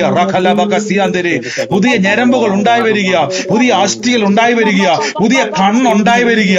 ആ കാഴ്ച പ്രാപിക്കുക യേശുവിന്റെ നാമത്തിൽ. കണ്ണാടി ഇല്ലാതെ ഞാൻ കാണും, കണ്ണാടി ഇല്ലാതെ ഞാൻ വായിക്കും. ഓ, എന്റെ ചെവി കേൾക്കുന്നു, ഞാൻ ഊമനായി ഞാൻ സംസാരിക്കുന്നു, മുടന്തനായി ഞാൻ തുള്ളാൻ വേണ്ടി പോകുക. Jesus Jesus Jesus, healing in the name of Jesus, healing in the name of Jesus, healing in the name of Jesus, healing in the name of Jesus. Lokola Selemalia, Raito Makazia Teribo Shalaka Makora, Ziama Koria Semakalahas Yandri. Jesus, Jesus, Jesus, Jesus. Thank you, healing. Thank you for the healing. Thank you for the healing. Thank you for the healing. Thank you for the healing. Thank you for the healing. In the name of Jesus Christ. യേശു തൊടുകയാണ്, യേശു തൊടുകയാണ്, യേശു തൊടുകയാണ്. ആ വേദന ഇപ്പോൾ മാറുകയാണ്, ആ രോഗം ഇപ്പോൾ മാറുകയാണ്, ആ ബുദ്ധിമുട്ട് ഇപ്പോൾ സൗഖ്യമാകുകയാണ്. വർഷങ്ങളായി നിന്നിരുന്ന രോഗബന്ധനം അഴിയുക. ആ രോഗത്തിന്റെ ദുരാത്മാവ് ഇറങ്ങുക യേശുവിന്റെ നാമത്തിൽ, പുറത്താക്കുന്ന യേശുവിന്റെ നാമത്തിൽ. ആ രോഗശക്തിയെ തകർക്കുന്നു യേശുവിന്റെ നാമത്തിൽ. ദുഷ്ടപിശാച് നിനക്ക് വാഴാൻ കഴിയത്തില്ല, നിനക്ക് വാഴാൻ കഴിയത്തില്ല. വേദന നിനക്ക് വാഴാൻ കഴിയത്തില്ല. Instant creative miracle, we believe in the name of Jesus. ആമേൻ, ആമേൻ, ആമേൻ, ആമേൻ. ഒന്ന് ചെക്ക് ചെയ്ത്. ഇപ്പൊ പ്രാർത്ഥിച്ചവര്, ഇപ്പൊ ഏറ്റെടുത്തവര് മാത്രം ഒന്ന് മ്യൂട്ട് മാറ്റി. എന്താണ് നിങ്ങളിൽ ഉണ്ടായ വ്യത്യാസം ഒന്ന് ചെക്ക് ചെയ്ത്. ഈ നിമിഷം പ്രാർത്ഥിച്ച ദൈവമക്കളൊന്ന് ചെക്ക് ചെയ്ത്. എന്നാ വ്യത്യാസം ചെക്ക് ചെയ്ത്. ഇന്ന് കണ്ടത്, ഇന്ന് പ്രാർത്ഥിച്ച എത്ര പേരുണ്ട്? അവര് മാത്രം മ്യൂട്ട് മാറ്റിക്ക്. പ്രാർത്ഥിച്ചു ബ്രദറെ. പറഞ്ഞു. ഒരു മുഴയുണ്ടായിരുന്നു ഇങ്ങനെ നെഞ്ചത്ത് ചെറുതായിട്ട്, ആ അത് വേദനയുണ്ടായിരുന്നു. ഇപ്പൊ വേദന മാറി. മുഴയുണ്ടായിരുന്നു സിസ്റ്റർ. മുഴ എങ്ങനെയുണ്ട് ഇപ്പൊ അവിടെ? മുഴ ഒരു ചെറിയ മുഴയായിരുന്നു, ഇപ്പൊ മുഴയുടെ ഫീലിംഗ് ഇല്ല. ഓ എന്റെ യേശു കേട്ടെ, മുഴയുണ്ടായിരുന്നു, മുഴയ്ക്ക് വേദന ഉണ്ടായിരുന്നു. ഇപ്പൊ പ്രാർത്ഥിച്ചപ്പോ ആ ഫീലിങ്സും ഇല്ല, ആ വേദന ഇല്ല. ആമേൻ. ഇപ്പൊ മുഴ അവിടെ ഉണ്ടോ സിസ്റ്ററെ? ഇല്ല ഇല്ല ഇല്ല. ഓ എന്റെ യേശു, നിങ്ങൾ കേട്ടോ, നെഞ്ചത്തൊരു മുഴയായിരുന്നു, വേദനയായിരുന്നു. ഇപ്പൊ രോഗസൗഖ്യ പ്രാർത്ഥനയുടെ സമയത്ത് ആ മുഴ യേശു എടുത്തു മാറ്റി. ആമേൻ. God bless you, God bless you. യേശുവിന്റെ അധികാരമുള്ള നാമത്തിൽ തന്നെ. ആമേൻ. God bless you sister. അടുത്തയാള് ചെക്ക് ചെയ്ത്. ഇന്ന് ഇപ്പം അതെ എന്റെ ബ്രദറെ, എന്റെ മുട്ടുകാലിന് ഭയങ്കര വേദനയായിരുന്നു. എത്ര നാള് ബ്രദറെ? മുട്ടുകാലിങ്ങനെ വളയ്ക്കുമ്പോ ടക്ക് ടക്കുന്ന സൗണ്ട് ഒക്കെ ഉണ്ടായിരുന്നു. അതിപ്പോ എന്ന് പറഞ്ഞാല് 2-2.5 കൊല്ലമുള്ള ഇങ്ങനെ ആയിട്ട്. കൃഷിപ്പണിയാണ് എനിക്ക്. കൃഷി ചെയ്ത സമയത്ത് പാടത്തിറങ്ങി കഴിഞ്ഞപ്പോ ചെളി കാലിൽ പൂണ്ട് കഴിഞ്ഞപ്പോഴാണ് വേദന കൂടിയത്. ഇപ്പൊ അത് ഇല്ല. കർത്താവിന്റെ നാമത്തിൽ അതില്ല. ഓ എന്റെ യേശുവൊക്കെയാണ് 2.5 വർഷമായിട്ട് സഹോദരൻ പറഞ്ഞു കേട്ടില്ല, കൃഷിപ്പണിയായിരുന്നു. ആ സമയം മുതൽ വേദനയായിരുന്നു. 2.5 വർഷമായിട്ട് വേദനയായിരുന്നു. ഇപ്പൊ രോഗസൗഖ്യ പാഠത്തിൽ ഇപ്പൊ ഒട്ടുമില്ല വേദന. ഇല്ല, ഇപ്പൊ വേദന. ഇപ്പൊ കാലിന്റെ മുട്ടൊക്കെ ഇങ്ങനെ ബാക്കില് ചന്തിയിൽ അടിക്കാം. ഇപ്പൊ പ്രശ്നമില്ല, അങ്ങനെ വേദനയില്ല. സ്വോത്രം സ്വോത്രം സ്വോത്രം. നന്ദി കർത്താവേ, സൗഖ്യമാക്കി കൃപയ്ക്ക് നന്ദി പറയുന്നു. പ്രിയ സഹോദരൻ പറഞ്ഞ പോലെ കാലിങ്ങനെ തിരിക്കുമ്പോ വേദന ഉണ്ടായിരുന്നു, ടക്കുന്നുള്ള സൗണ്ട് ഉണ്ടായിരുന്നു. ഇപ്പൊ കർത്താവ് തൊട്ട് ഇപ്പൊ വേദനയില്ല, തിരിക്കാം മറിക്കാം, ഒരു കുഴപ്പമില്ല. യേശുവിന്റെ നാമത്തിൽ തന്നെ. God bless U. കർത്താവ് അനുഗ്രഹിക്കട്ടെ. ആമേൻ. അടുത്തയാള് ചെക്ക് ചെയ്തേ. പാസ്റ്ററെ, എനിക്ക് യൂറിൻ പോകണമായിരുന്നു. അങ്ങനെ പ്രയാസത്താൽ ഞാൻ കഴിഞ്ഞു. പിന്നെ നടുവിന് വേദന, പിന്നെ എപ്പോഴും വയറിനകത്ത് അസ്വസ്ഥതകളൊക്കെ ഉണ്ടായിരുന്നു. ഞാൻ കൈവച്ച് പ്രാർത്ഥിച്ചു. ദൈവം എനിക്കൊരു അത്ഭുത സൗഖ്യം തന്നു. ഞാൻ വിശ്വസിക്കുന്നു. ഇപ്പൊ വേദന അവിടെ ഉണ്ടോ? ഇപ്പം വേദനയില്ല. ഭയങ്കര നടുവേദനയായിരുന്നു. ഞാൻ കൈവച്ച് പ്രാർത്ഥിച്ചു. ദൈവം എനിക്ക് സൗഖ്യം. ഓ എന്റെ യേശു കേട്ട സഹോദരന്റെ വിഷമം കൊണ്ടോ, യൂറിൻ പോകാൻ ബുദ്ധിമുട്ടായിരുന്നു, നടുവിന് ഭയങ്കര വേദനയായിരുന്നു. എത്ര നാള് സിസ്റ്ററെ അതുകൊണ്ട് ഭാരപ്പെട്ടായിരുന്നു? 1 മാസമായിട്ട് ഞാൻ യൂറിൻ പോകുന്നുണ്ട്. എപ്പോഴും അങ്ങ് പോകാൻ 10 മിനിറ്റ് ഇടയ്ക്ക് അങ്ങ് പോകാൻ തോന്നും. പിന്നെ അങ്ങ് വേദനയായിരുന്നു. പിന്നെ എനിക്ക് നടു പലരും വയറിന് അസ്വസ്ഥ. ഡോക്ടർ സ്കാൻ ചെയ്യാൻ വരെ തന്നിരിക്കുക. ദൈവം എനിക്ക് വേണ്ടി അത്ഭുതം ചെയ്യും. ഇപ്പൊ ഒട്ടും വേദന ഇല്ല ഒരു ശരീരത്ത് പോലും. ഇപ്പൊ എനിക്ക് നടുവിന് ഒന്നുമില്ല. ഓ എന്റെ കർത്താവ്, നിങ്ങൾ കേട്ടെ, വയറിന് വേദനയായിരുന്നു, നടുവിന് വേദനയായിരുന്നു, ഇതിങ്ങനെ യൂറിൻ പൊക്കോണ്ടിരിക്കുമായിരുന്നു. എന്നാൽ ഇന്ന് ഡോക്ടർ പറഞ്ഞ് സ്കാൻ ചെയ്യാൻ വേണ്ടി കൊടുത്ത കേസായിരുന്നു. എന്നാൽ ഇപ്പോൾ യേശു കയറി തൊട്ടു. ഇപ്പൊ ഒട്ടും വേദന എങ്ങുമില്ല. യേശുവിന്റെ നാമമഹത്വത്തിനായിട്ട് തന്നെ. ആമേൻ. God bless you. ഞാൻ പറഞ്ഞില്ല, ക്രൂശിലേക്ക് നോക്കുക. സൗഖ്യം നമ്മുടെ അവകാശമാണ് പ്രിയര്.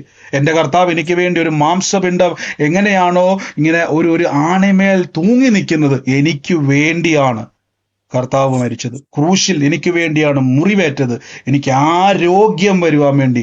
God bless U. കർത്താവ് അനുഗ്രഹിക്കട്ടെ. അടുത്തയാള് സാക്ഷ്യമുള്ളവർ ചെക്ക് ചെയ്തേ. ആ ബോഡി ചെക്ക് ചെയ്തേ. പറഞ്ഞു.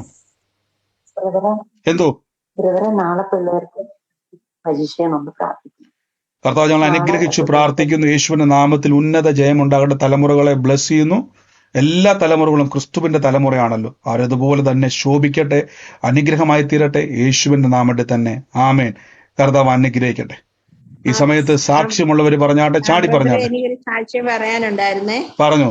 2-3 ദിവസമായിട്ട് ഞാൻ നോക്കുന്ന അമ്മയുടെ വയറിങ്ങനെ വീർത്തങ്ങ് നിൽക്കുവാണ്, ഒമ്മൊന്ന് നിൽക്കുമായിരുന്നു. ഇന്നലെ ഞാൻ പ്രാർത്ഥിച്ച സമയത്ത് വയറ് തൊട്ട് പ്രാർത്ഥിച്ചു കഴിഞ്ഞ് നേരം വെളുത്തപ്പോ വയറിപ്പൊ ചൊങ്ങി, ഇപ്പൊ ഹാലിന്റെ പോലെ വയറങ്ങ് ചൊങ്ങി ഇങ്ങനെ കിടക്കുവാണ്. എത്ര നാള് സിസ്റ്റർ ബുദ്ധിമുട്ടുണ്ടായിരുന്നു? അമ്മയ്ക്ക് ഇപ്പൊ 3 ദിവസമായിട്ട് അടുപ്പിച്ച് ഇങ്ങനെ വേദന, ഇങ്ങനെ വയറ് ബൊമ്മന്നിരിക്കുമായിരുന്നു. ഇന്നലെ പ്രാർത്ഥിച്ച സമയത്ത് ഞാൻ കൈവച്ച് പ്രാർത്ഥിച്ച് ഇന്ന് നേരം എടുത്തപ്പോ വയറങ്ങ് ചൊങ്ങി ഷൂന്നായിപ്പോയി. നന്ദി യേശു. ഇന്ന് പ്രിയ മാതാവിനെ അങ്ങ് തൊട്ടല്ലോ.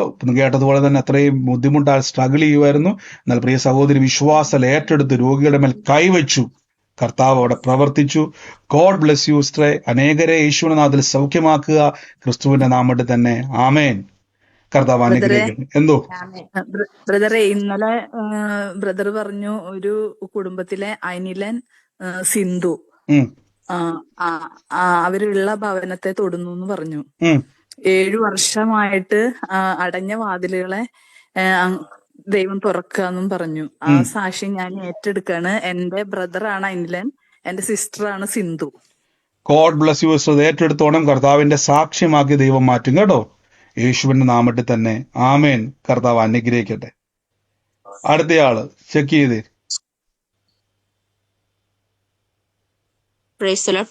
പാസ്റ്റർ ഞാൻ ഒരു ഇതിന്റെ പറഞ്ഞല്ലോ, ഒരു പിക്ചറിന്റെ കാര്യം, ഈ മഞ്ഞു പോലത്തെ മലയുടെ കാര്യം പറഞ്ഞായിരുന്നല്ലോ. അത് അപ്പോഴത്തേക്ക് എനിക്ക് അൺമ്യൂട്ട് ചെയ്യാൻ 2 പ്രാവശ്യം നോക്കി പറ്റിയില്ല. അത് എന്റെ വീട്ടിലും ഉണ്ട്. ഞാൻ മകൾ കൊണ്ടുവന്ന ഒരു പിക്ചറാണ്. അത് ഞാൻ മതിലിൽ വെച്ചിരുന്നു. എന്റെ പേര് സാൻഡ്ര എന്നാണ്. സ്റ്റാർട്ട് ചെയ്യുന്ന പല പാസ്റ്റർ പറഞ്ഞ പോലെ പല ഹെൽപ്പ് ചെയ്തു. ഇതുപോലെ ഒരാൾ ഹെൽപ്പ് ചെയ്തിട്ട്, ഒരു പെൺകൊച്ചിനെ ഹെൽപ്പ് ചെയ്തിട്ട് ഇപ്പൊ പാസ്റ്റർ പറഞ്ഞ കുടുംബത്തിൽ എന്തെങ്കിലും പ്രശ്നങ്ങളാണ്, വലിയ പ്രശ്നങ്ങൾ. ഈ പെണ്ണായിട്ട് വളരെ പ്രശ്നങ്ങളാണ്. ഇപ്പൊ ഹസ്ബൻഡായിട്ട് വലിയ പ്രശ്നത്തിലാണ് ഞാൻ. പക്ഷേ ദൈവാത്ഭുതം പ്രവർത്തിക്കുന്ന പൂർണ്ണമായും വിശ്വസിക്കുന്ന സാക്ഷി ഞാൻ കുടുംബ സാക്ഷി നിൽക്കുന്നു ഞാൻ ഏറ്റു പറയുന്നു. ഏറ്റെടുത്ത സിസ്റ്റർ, യേശുവിന്റെ അധികാരമുള്ള നാമത്തിൽ കേട്ടോ. God bless U. കർത്താവ് സാക്ഷ്യമാക്കി മാറ്റും. ആമേൻ. ബ്രദറെ എന്തോ രാവിലെ കടന്നല് കുത്തിയത് എന്റെ കൈക്ക്. എന്നിട്ട് നല്ല നീരായിരുന്നു, നല്ല നീരും വേദനയായിരുന്നു. ഇങ്ങനെ കൈ ഇങ്ങനെ മന്ദപോലെ ഇരിക്കുകയായിരുന്നു. ഇപ്പൊ പ്രാർത്ഥിച്ചപ്പോഴത്തേന് ഞാൻ ഇങ്ങനെ കൈ വെച്ച് പ്രാർത്ഥിച്ച നീരും വേദനയും ഒക്കെ പോയി. ഇത് വലിയൊരു സാക്ഷ്യമാണ്. ഞാൻ എപ്പോഴും പറയുന്നതാണ്, നമ്മുടെ ശരീരത്തിൽ നീര് വന്നാൽ നീരൊരിക്കലും ഒറ്റയടിക്ക് ചുങ്ങിപ്പോകത്തില്ല. നമ്മൾ സാധാരണ പോലെ എന്ത് ചെയ്യണം, പല കാര്യം ചെയ്യണം. ഇപ്പൊ സഹോദരി പറയണം, നീരും വേദനയും ഉണ്ടായിരുന്നു. ഇന്ന് രോഗസൗഖ്യ പ്രാർത്ഥനയ്ക്കകത്ത് നീര് പെട്ടെന്ന് പറ്റിപ്പോ അല്ലേ സിസ്റ്ററെ?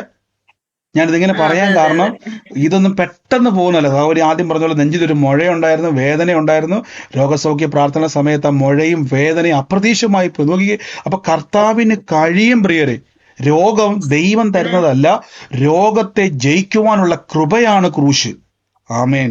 ഞാൻ ഗോഡ് എപ്പോഴും ബ്ലെസ് ആ യു. നീരിന്റെ പൊക്കത്തിൽ ഇങ്ങനെ തിരുമിക്കൊണ്ടിരിക്കുമ്പോഴത്തേക്കും ഒരു തുള്ളി പോലും നീരും ഇല്ല, വേദനയില്ല. ഞാനിങ്ങനെ തിരുമ്മി നോക്കിയിട്ടേ, മറ്റതിങ്ങനെ മന്ത് പോലെ ഇരിക്കുവായിരുന്നു. സിസ്റ്റർ തിരുമി നോക്കിയിട്ട് ഇപ്പൊ അവിടെ ഒന്നും തടിച്ചു പോലും കാണുന്നില്ല. ഇല്ല. കർത്താവിന്റെ സൗഖ്യത്തിന് നന്ദി, യേശുവിന്റെ നാമത്തിൽ തന്നെ. God bless U.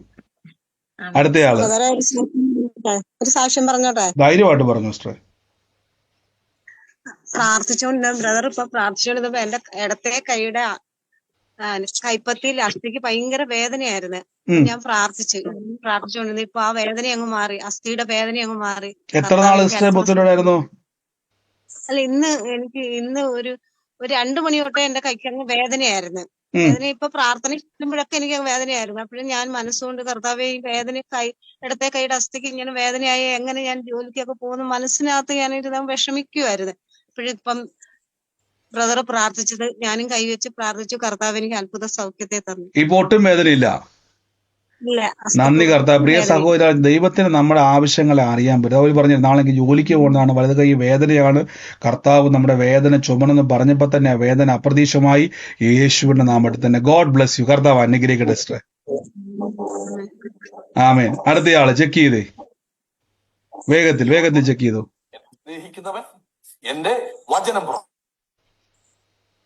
മറ്റാരെങ്കിലും സാക്ഷ്യമുള്ളവരുണ്ടോ?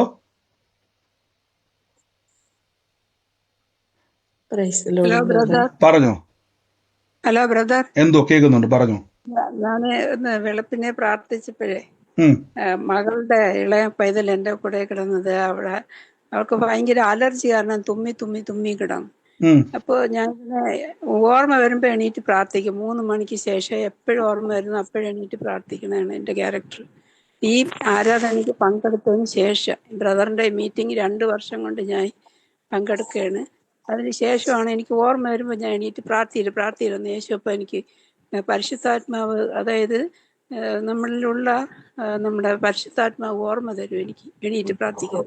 അങ്ങനെ എനിക്ക് ഓർമ്മ വന്നുകൊണ്ട് എണീറ്റ് പ്രാർത്ഥിച്ചുകൊണ്ടിരുന്നപ്പോൾ ഇങ്ങനെ തുമ്മിയിരിക്കുന്നു. അപ്പൊ എന്റെ മനസ്സ് പറയാണ്, ആ കുഞ്ഞിന്റെ തലയിൽ കൈവയ്ക്കും പ്രാർത്ഥിക്കും എന്ന് പറഞ്ഞു. ഞാൻ ഇങ്ങനെ കൈ തൊട്ട് അമ്മക്ക് വേണ്ടി പ്രാർത്ഥിച്ച് യേശുവിന്റെ തിരുമുറിവിനാ സൗഖ്യം എന്ന് പ്രാർത്ഥിച്ച് അതിശയം ബ്രദർ. പൈതൽ ഇപ്പൊ പറഞ്ഞു എൻ്റെ അടുത്തിപ്പോ ഉണ്ട്.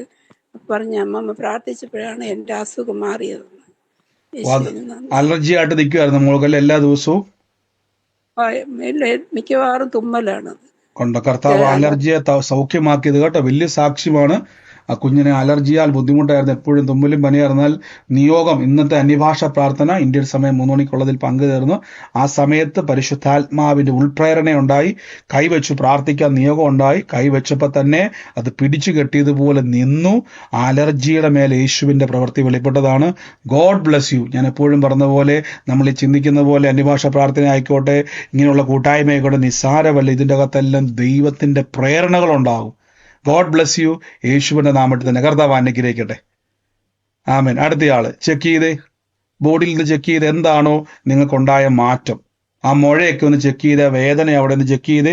ഇനി ബ്ലഡ് ചെക്ക് ചെയ്യേണ്ടവരാണോ, സ്കാനിങ് ഉള്ളവരാണോ, നിങ്ങൾ ചെക്ക് ചെയ്യണമേ. പോയി നോക്കുക, യേശുക്രിസ്തുവിന്റെ അത്ഭുതം അവിടെ സംഭവിച്ചിരിക്കുന്നു. അടുത്തയാള് നോക്കിക്കേ, സാക്ഷ്യം പറയാനുള്ളവരാണോ മ്യൂട്ട് മാറ്റിയിരിക്കുന്നത്? പറഞ്ഞു സിസ്റ്ററേ. എനിക്ക് ഒരു ജനുവരി കഴിഞ്ഞിട്ടാണ് ഞാൻ കഴിഞ്ഞ വർഷം ഈ ആരാധനയിൽ കയറുന്നത്, പ്രാർത്ഥനയിൽ കയറുന്നത്. അപ്പൊ ഒരു പ്രവചനാലോചന ഉണ്ടായിരുന്നു. വാസ്തു സംബന്ധമായിട്ടുള്ള ദീർഘകാലമായിട്ടുള്ള അത് കേസ് വിടുതലാകുന്നു എന്ന് പറഞ്ഞ പ്രവചനാലോചന ബ്രദർ പറഞ്ഞായിരുന്നു. 53 വർഷമായിട്ടുണ്ടായിരുന്ന കേസ്, സ്ഥല സംബന്ധമായിട്ടുള്ള കേസ് തീർന്നു. സ്തോത്രം. എത്ര വർഷം സിസ്റ്ററെ? എന്തോ എത്ര വർഷമായിട്ടുള്ളതോ? 53. നിങ്ങൾ കേട്ടെ, 53 വർഷം കൊണ്ട് കേട്ടെ. പക്ഷെ ദൈവാത്മാവ് പ്രാർത്ഥനയെ വെളിപ്പെട്ടല്ലേ, ആ സ്ഥല വിഷയത്തിന്റെ അകത്ത് അത്ഭുതം നടക്കാൻ വേണ്ടി പോവാന്ന് പറഞ്ഞു. സഹോദരി അത് ഏറ്റെടുത്തു. 53 വർഷമായിട്ട് ചലിക്കുന്ന ആൾ എത്ര കാലമാന്ന് നോക്കിയേ. കാലങ്ങളായിട്ട് ചലിക്കാത്തത് കർത്താവിന്റെ ഒരു ആലോചനയിലൂടെ പരിശുദ്ധാത്മാവ് ഡെലിവറൻസ് കൊടുത്തു. God bless you sister. ദൈവത്താൽ നടന്ന സാക്ഷ്യത്തിന് പറഞ്ഞു സിസ്റ്റർ. പറഞ്ഞു. ഇത് ഒരു വിനീതയ്ക്ക് വേണ്ടിയിട്ട് വിനീതയുടെ ഭവനത്തെ കർത്താവ് തൊടുന്നു എന്നും പറഞ്ഞ് ഒരു ആലോചന പറഞ്ഞായിരുന്നു. അതും കഴിഞ്ഞ വർഷം തന്നെയാണ്. അത് ഞാൻ ആമേൻ പറഞ്ഞ് ഏറ്റെടുത്തായിരുന്നു. ആ കുട്ടി കിഡ്നി വിൽക്കാനായിട്ട്, അധികം പ്രായമില്ലാത്ത ഒരു മോളാണ്, കല്യാണം കഴിച്ച് 2 മക്കളുള്ളതാണ്. കിഡ്നി ജീവിക്കാൻ നിവർത്തിയില്ലാണ്ട് കിഡ്നി വിൽക്കാൻ പോവുമായിരുന്നു. അപ്പൊ ഞാൻ ആ ആലോചന ഏറ്റെടുത്തായിരുന്നു. അത് തന്നില്ല. ആ കിഡ്നി കൊടുക്കാന്ന് പറഞ്ഞിരുന്നവർക്ക് അവരുടെ കിഡ്നി എല്ലാം സൗഖ്യമായി. സ്തോത്രം. ഓ നന്ദി യേശു. ഇന്ന് ആ സൗകര്യം ബലപ്പെടുത്തിക്കൂടാം കേട്ടോ. നടന്നു. അതെ, കിഡ്നി സൗഖ്യമായി. അത് മാത്രമല്ല, ഇന്ന് അനേകർക്ക് വേണ്ടി നിങ്ങൾ ഓരോ ആലോചന സ്വീകരിക്കുമ്പോൾ ഓർത്തോണം, ദൈവം നിങ്ങളിലൂടെ അവരെ വിടിവിക്കുവാൻ ആഗ്രഹിക്കുന്നത് വലിയൊരു പദവിയുമാണ്, നമുക്ക് ലഭിക്കുന്ന ഒരു അവസരമാണ്. അത് ഏറ്റെടുത്ത് അവർക്ക് വേണ്ടി പ്രാർത്ഥിക്കുമ്പം അവർക്ക് വിടുതലുണ്ടാകുമ്പോൾ അവരുടെ പ്രതിഫലം നമുക്ക് ലഭിക്കും. നമ്മളും അനുഗ്രഹത്തിന്റെ പങ്കാളിയായി തീരും. ഗോഡ് ബ്ലസ് യു സിസ്റ്ററെ. യേശുവിന്റെ നാമത്തിൽ തന്നെ ആമേൻ. കർത്താവ് അനുഗ്രഹിക്കട്ടെ.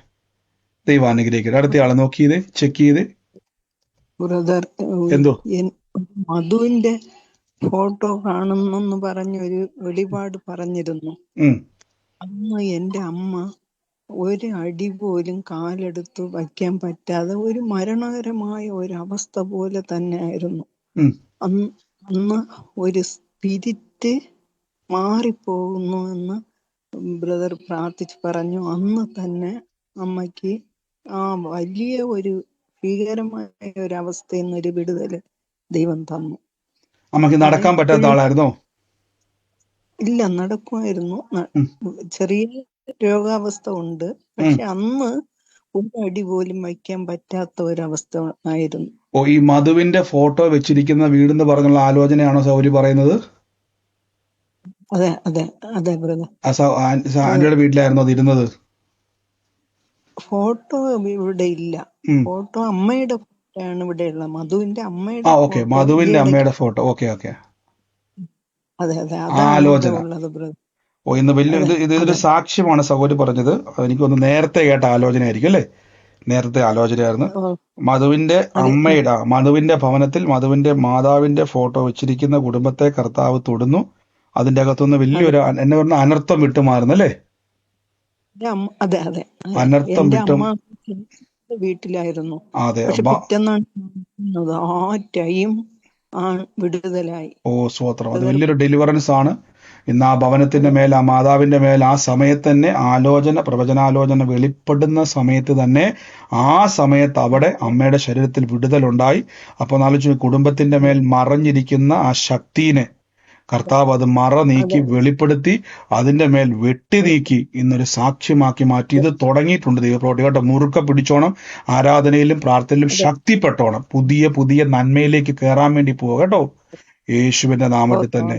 God bless U. കർത്താവ് അനുഗ്രഹിക്കട്ടെ. പറഞ്ഞു സിസ്റ്റർ.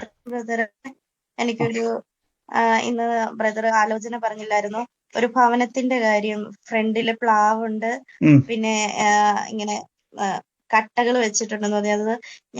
ഞങ്ങളുടെ വീടിനടുത്ത് തന്നെ മതില് പണിയാൻ വേണ്ടി കുറച്ച് കല്ല് വെച്ചിട്ടുണ്ട്. പിന്നെ ഈ ഭവനം എന്ന് പറയുന്നത് ഞങ്ങളിവിടെ വാടകയ്ക്കാണ് താമസിക്കുന്നത്. അപ്പോ ഇവിടെ പ്രാർത്ഥിക്കാൻ പറ്റത്തില്ല.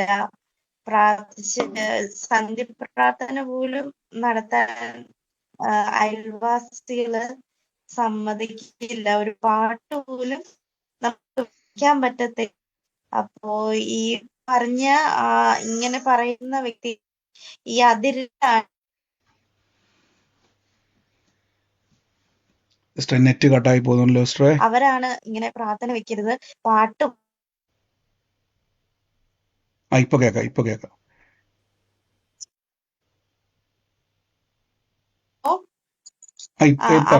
അവരാണ് ഞങ്ങളോട് പറഞ്ഞത് ഇങ്ങനെ ഈ പ്ലാവ്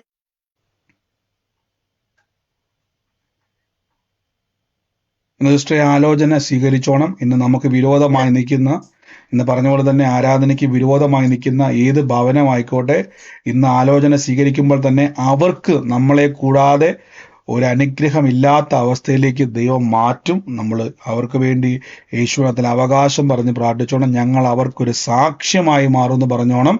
കർത്താവ് അങ്ങനെ തന്നെ പ്രവർത്തിക്കും കേട്ടോ. God bless U. കർത്താവ് നിങ്ങളേവരെ അനുഗ്രഹിക്കുമാറാകട്ടെ. ആമേൻ. മറ്റാരെങ്കിലും ഉണ്ടോ സാക്ഷ്യമുള്ളവർ? സാക്ഷ്യം വരുമ്പോൾ തന്നെ അത് സ്വീകരിക്കുമ്പോൾ അതിൻ്റെ അകത്തിരിക്കുന്ന അത്ഭുതങ്ങളും കൂടെയാണ് നിങ്ങൾ സ്വീകരിക്കുന്നത്. കർത്താവിൻ്റെ ശ്രേഷ്ഠകരമായ കൃപകൾക്കായി സ്തുതിക്കുന്നു. എപ്പോഴും ഓർത്തോണം, ദൈവം എൻ്റെ കൂടെയുണ്ട്, കർത്താവിൻ്റെ വലിയ പ്രവൃത്തികൾ എൻ്റെ കൂടെയുണ്ട്. നന്മ കൊണ്ട് കർത്താവ് നിറയ്ക്കുന്നല്ലോ. നമുക്ക് ഒരുമിച്ച് ഇന്ന് പ്രാർത്ഥിക്കാം. പ്രത്യേകിച്ച് ഇന്നും നമുക്ക് പ്രാർത്ഥനയുണ്ട്. അന്യഭാഷ 21 ദിവസം. പ്രത്യേകിച്ച് നമ്മുടെ ഈ ഇന്ത്യയിൽ കേരളത്തിൽ നടക്കുന്ന പ്രാർത്ഥനയ്ക്ക് വേണ്ടി പ്രാർത്ഥിക്കണം. എല്ലാ കാര്യങ്ങളും അത്ഭുതമായി. പ്രത്യേകിച്ച് ഇന്ന് മുതൽ ഞാൻ ഒരാളെയും കൂടെ കൂട്ടിക്കൊണ്ട് പോകും എന്നൊരു തീരുമാനം വേണം. ആ വ്യക്തിയെ കർത്താവ് തൊടും. എല്ലാ ദിവസവും ഇപ്പം നടക്കുന്നുണ്ട്. ഈ മാർച്ച് മാസം ഫുൾ അങ്ങനെ തന്നെ ഇരിക്കാൻ വേണ്ടിയാണ്. ഇന്ത്യൻ സമയം 3 മണി മുതൽ 4 മണി വരെ, അതിരാവിലെ 3 മണി മുതൽ 4 മണി വരെ അന്യഭാഷാ പ്രാർത്ഥനയുണ്ട്. അന്യഭാഷാ പ്രാർത്ഥനയിൽ പങ്കുചേരുക. പരിശുദ്ധാത്മാവ് ദേശത്തിന് വേണ്ടി പ്രാർത്ഥിക്കാൻ വേണ്ടിയാണ്. നമുക്ക് നടക്കാൻ പോകുന്ന പ്രാർത്ഥനകൾ ദേശത്തിൽ ദൈവം തൊടും. ആ ദേശത്തിൻ്റെ അകത്ത് തകർന്ന ഭവനങ്ങൾ വിടിവിക്കപ്പെടും. നമ്മളെ ദൈവം ഉപയോഗിക്കും. അനേകർക്കൊരു അനുഗ്രഹമായി അത് തീരും. പട്ടണങ്ങളെ ദൈവം സ്പർശിക്കുവാൻ ദൈവം ഇടയാക്കും. നമുക്ക് ഒരുമിച്ച് പിന്നെയും പ്രാർത്ഥിക്കാം. ഞാൻ ഇന്ന് സാക്ഷ്യം കർത്താവ് കേട്ടതെല്ലാം വലിയ അനുഗ്രഹമാണ്. ദൈവം തന്ന വചനത്തിനും അത്ഭുതത്തിനും പ്രവചനത്തിനും സാക്ഷ്യങ്ങൾക്കും എല്ലാം നന്ദി പറയുന്നപ്പോൾ, അത്ഭുതകരമായ സൗഖ്യങ്ങൾക്ക് നന്ദി പറയുന്നപ്പോൾ ഞാൻ ഒരുമിച്ച് ഇന്ന് പ്രാർത്ഥിക്കുന്നു. നമുക്ക് വിതച്ചവരെ ഞാൻ ബ്ലെസ് ചെയ്ത് പ്രാർത്ഥിക്കുന്നു. ഞാൻ എപ്പോഴും പറഞ്ഞ പോലെ വിതയ്ക്കേണ്ട സമയമാണ്. വരാൻ പോകുന്ന നമ്മുടെ പ്രാർത്ഥനകളെ ഓർത്ത് നന്ദി പറയണം. പ്രാർത്ഥനയും വിതയാണ്, സ്തോത്രകാഴ്ച വിതയാണ്. ദശാംശങ്ങൾ നന്മ കിട്ടുമ്പോൾ ആ നന്മയിൽ നിന്ന് ഓഹരികൾ മാറ്റിവെക്കണം. വിമർശിക്കുന്നവർ വിമർശിക്കട്ടെ. അവരൊരിക്കലും ദൈവത്തിൽ നിന്ന് കൊടുക്കുന്നവരല്ല. അവർ പിശാചിന്റെ ചിന്തയുള്ളവരാണ്. ബൈബിൾ പറയുന്നു, വിതയ്ക്കുന്നവൻ കൊയ്യും. ദിനവൃത്താന്തം പറയുന്നു, ഞാൻ കർത്താവിൽ നിന്നും വാങ്ങി ദൈവത്തിന് തരുന്നു. നിർബന്ധത്താലല്ല കേട്ടോ, അവനവന് ഹൃദയത്തിൽ തോന്നുന്നു കൊടുക്കണം. ഒരിക്കലും ഒരു നിർബന്ധമല്ല. ഇത് തരണമെന്ന് ഒരു നിർബന്ധമില്ല കേട്ടോ. ബൈബിൾ പറയുന്നു, അവനവന് ഹൃദയത്തിൽ തോന്നുന്നത് കൊടുക്കണം. പ്രാപ്തിക്ക് മീതെ പ്രാപ്തി പോലെയും. പക്ഷേ കർത്താവിൻ്റെ നാമത്തിൽ വിതയ്ക്കണം. വിതയ്ക്കുന്നവൻ കൊയ്യും. ഞാൻ എപ്പോഴും പറയുന്ന കാര്യം വീണ്ടും പറയുന്നു, ഇത് നിങ്ങൾ മേടിക്കരുത്. സുവിശേഷം ചെയ്യുവാൻ കർത്താവിന് പൈസ ഇല്ലാഞ്ഞിട്ടല്ല. നിങ്ങൾ ചെയ്തില്ലാലും വിതച്ചില്ലെങ്കിലും മീറ്റിംഗ് ഏറ്റവും അനുഗ്രഹമായി സുവിശേഷ പ്രവർത്തനം ലോകം മുഴുവൻ നടക്കും. എന്നാൽ എനിക്കിതിലൊരു പങ്കാളിയാകുവാൻ ലഭിക്കുന്ന ഒരു ഓപ്പർച്യൂണിറ്റിയാണ്. ഞാനത് മിസ്സാക്കത്തില്ല. കാര്യം ദൈവരാജ്യത്തിൽ ഒരാത്മാവ് വിടുവിക്കപ്പെടുമ്പോൾ ആത്മാവിനെ വിടുവിക്കുവാൻ ഇടയായ വ്യക്തികളെ മാനിക്കുന്ന പ്രതിഫലം ലഭിക്കുന്ന ഒരു അവസരം എനിക്കുമുണ്ട്. അതിനായി ഞാൻ പ്രാർത്ഥിക്കുന്നു, ഞാൻ ബ്ലസ് ചെയ്യുന്നു. പ്രത്യേകിച്ച് UK നമ്മുടെ പ്രാർത്ഥന നടക്കുന്നു, അതിനെ ഓർത്ത് പ്രാർത്ഥിക്കണം. പരിശുദ്ധാത്മാവ് വിദേശത്ത് ആക്കി വെച്ചതിൻ്റെ അകത്തൊരു പദ്ധതി ഉണ്ടല്ലോ, അതിനായി നന്ദി പറയുന്നു. ഞാൻ വിതച്ചവരെ ബ്ലസ് ചെയ്യുന്നു. നന്മ കൊണ്ട് സ്വർഗം നിറയ്ക്കുന്നല്ലോ, വാരി വിതറുവാനുള്ള നന്മയ്ക്ക് നന്ദി. ഈ ദിവസങ്ങളിൽ മാസങ്ങളിൽ നന്മ ലഭിക്കുമ്പോൾ, സാലറി വരുമ്പോൾ പ്രാർത്ഥിക്കണം, പരിശുദ്ധാത്മാവെ എനിക്ക് ദൈവരാജ്യത്തിൽ വിതയ്ക്കുവാൻ ഞാൻ ആഗ്രഹിക്കുന്നു. എൻ്റെ മനസ്സിൽ കർത്താവെ അങ്ങ് എന്ത് ചെയ്യണം, എൻ്റെ ഉള്ളത്തിൽ തോന്നിപ്പിക്കണം. കർത്താവ് നമുക്കത് തരും. ദൈവം നമുക്ക് വേണ്ടി വലിയ പ്രവർത്തികളെ ചെയ്യുന്ന കർത്താവാണല്ലോ. നമുക്ക് വേണ്ടി ഹൃദയത്തിൻ്റെ വാതിൽ തുറന്ന് സ്ഥലം പോരാതെ വണ്ണം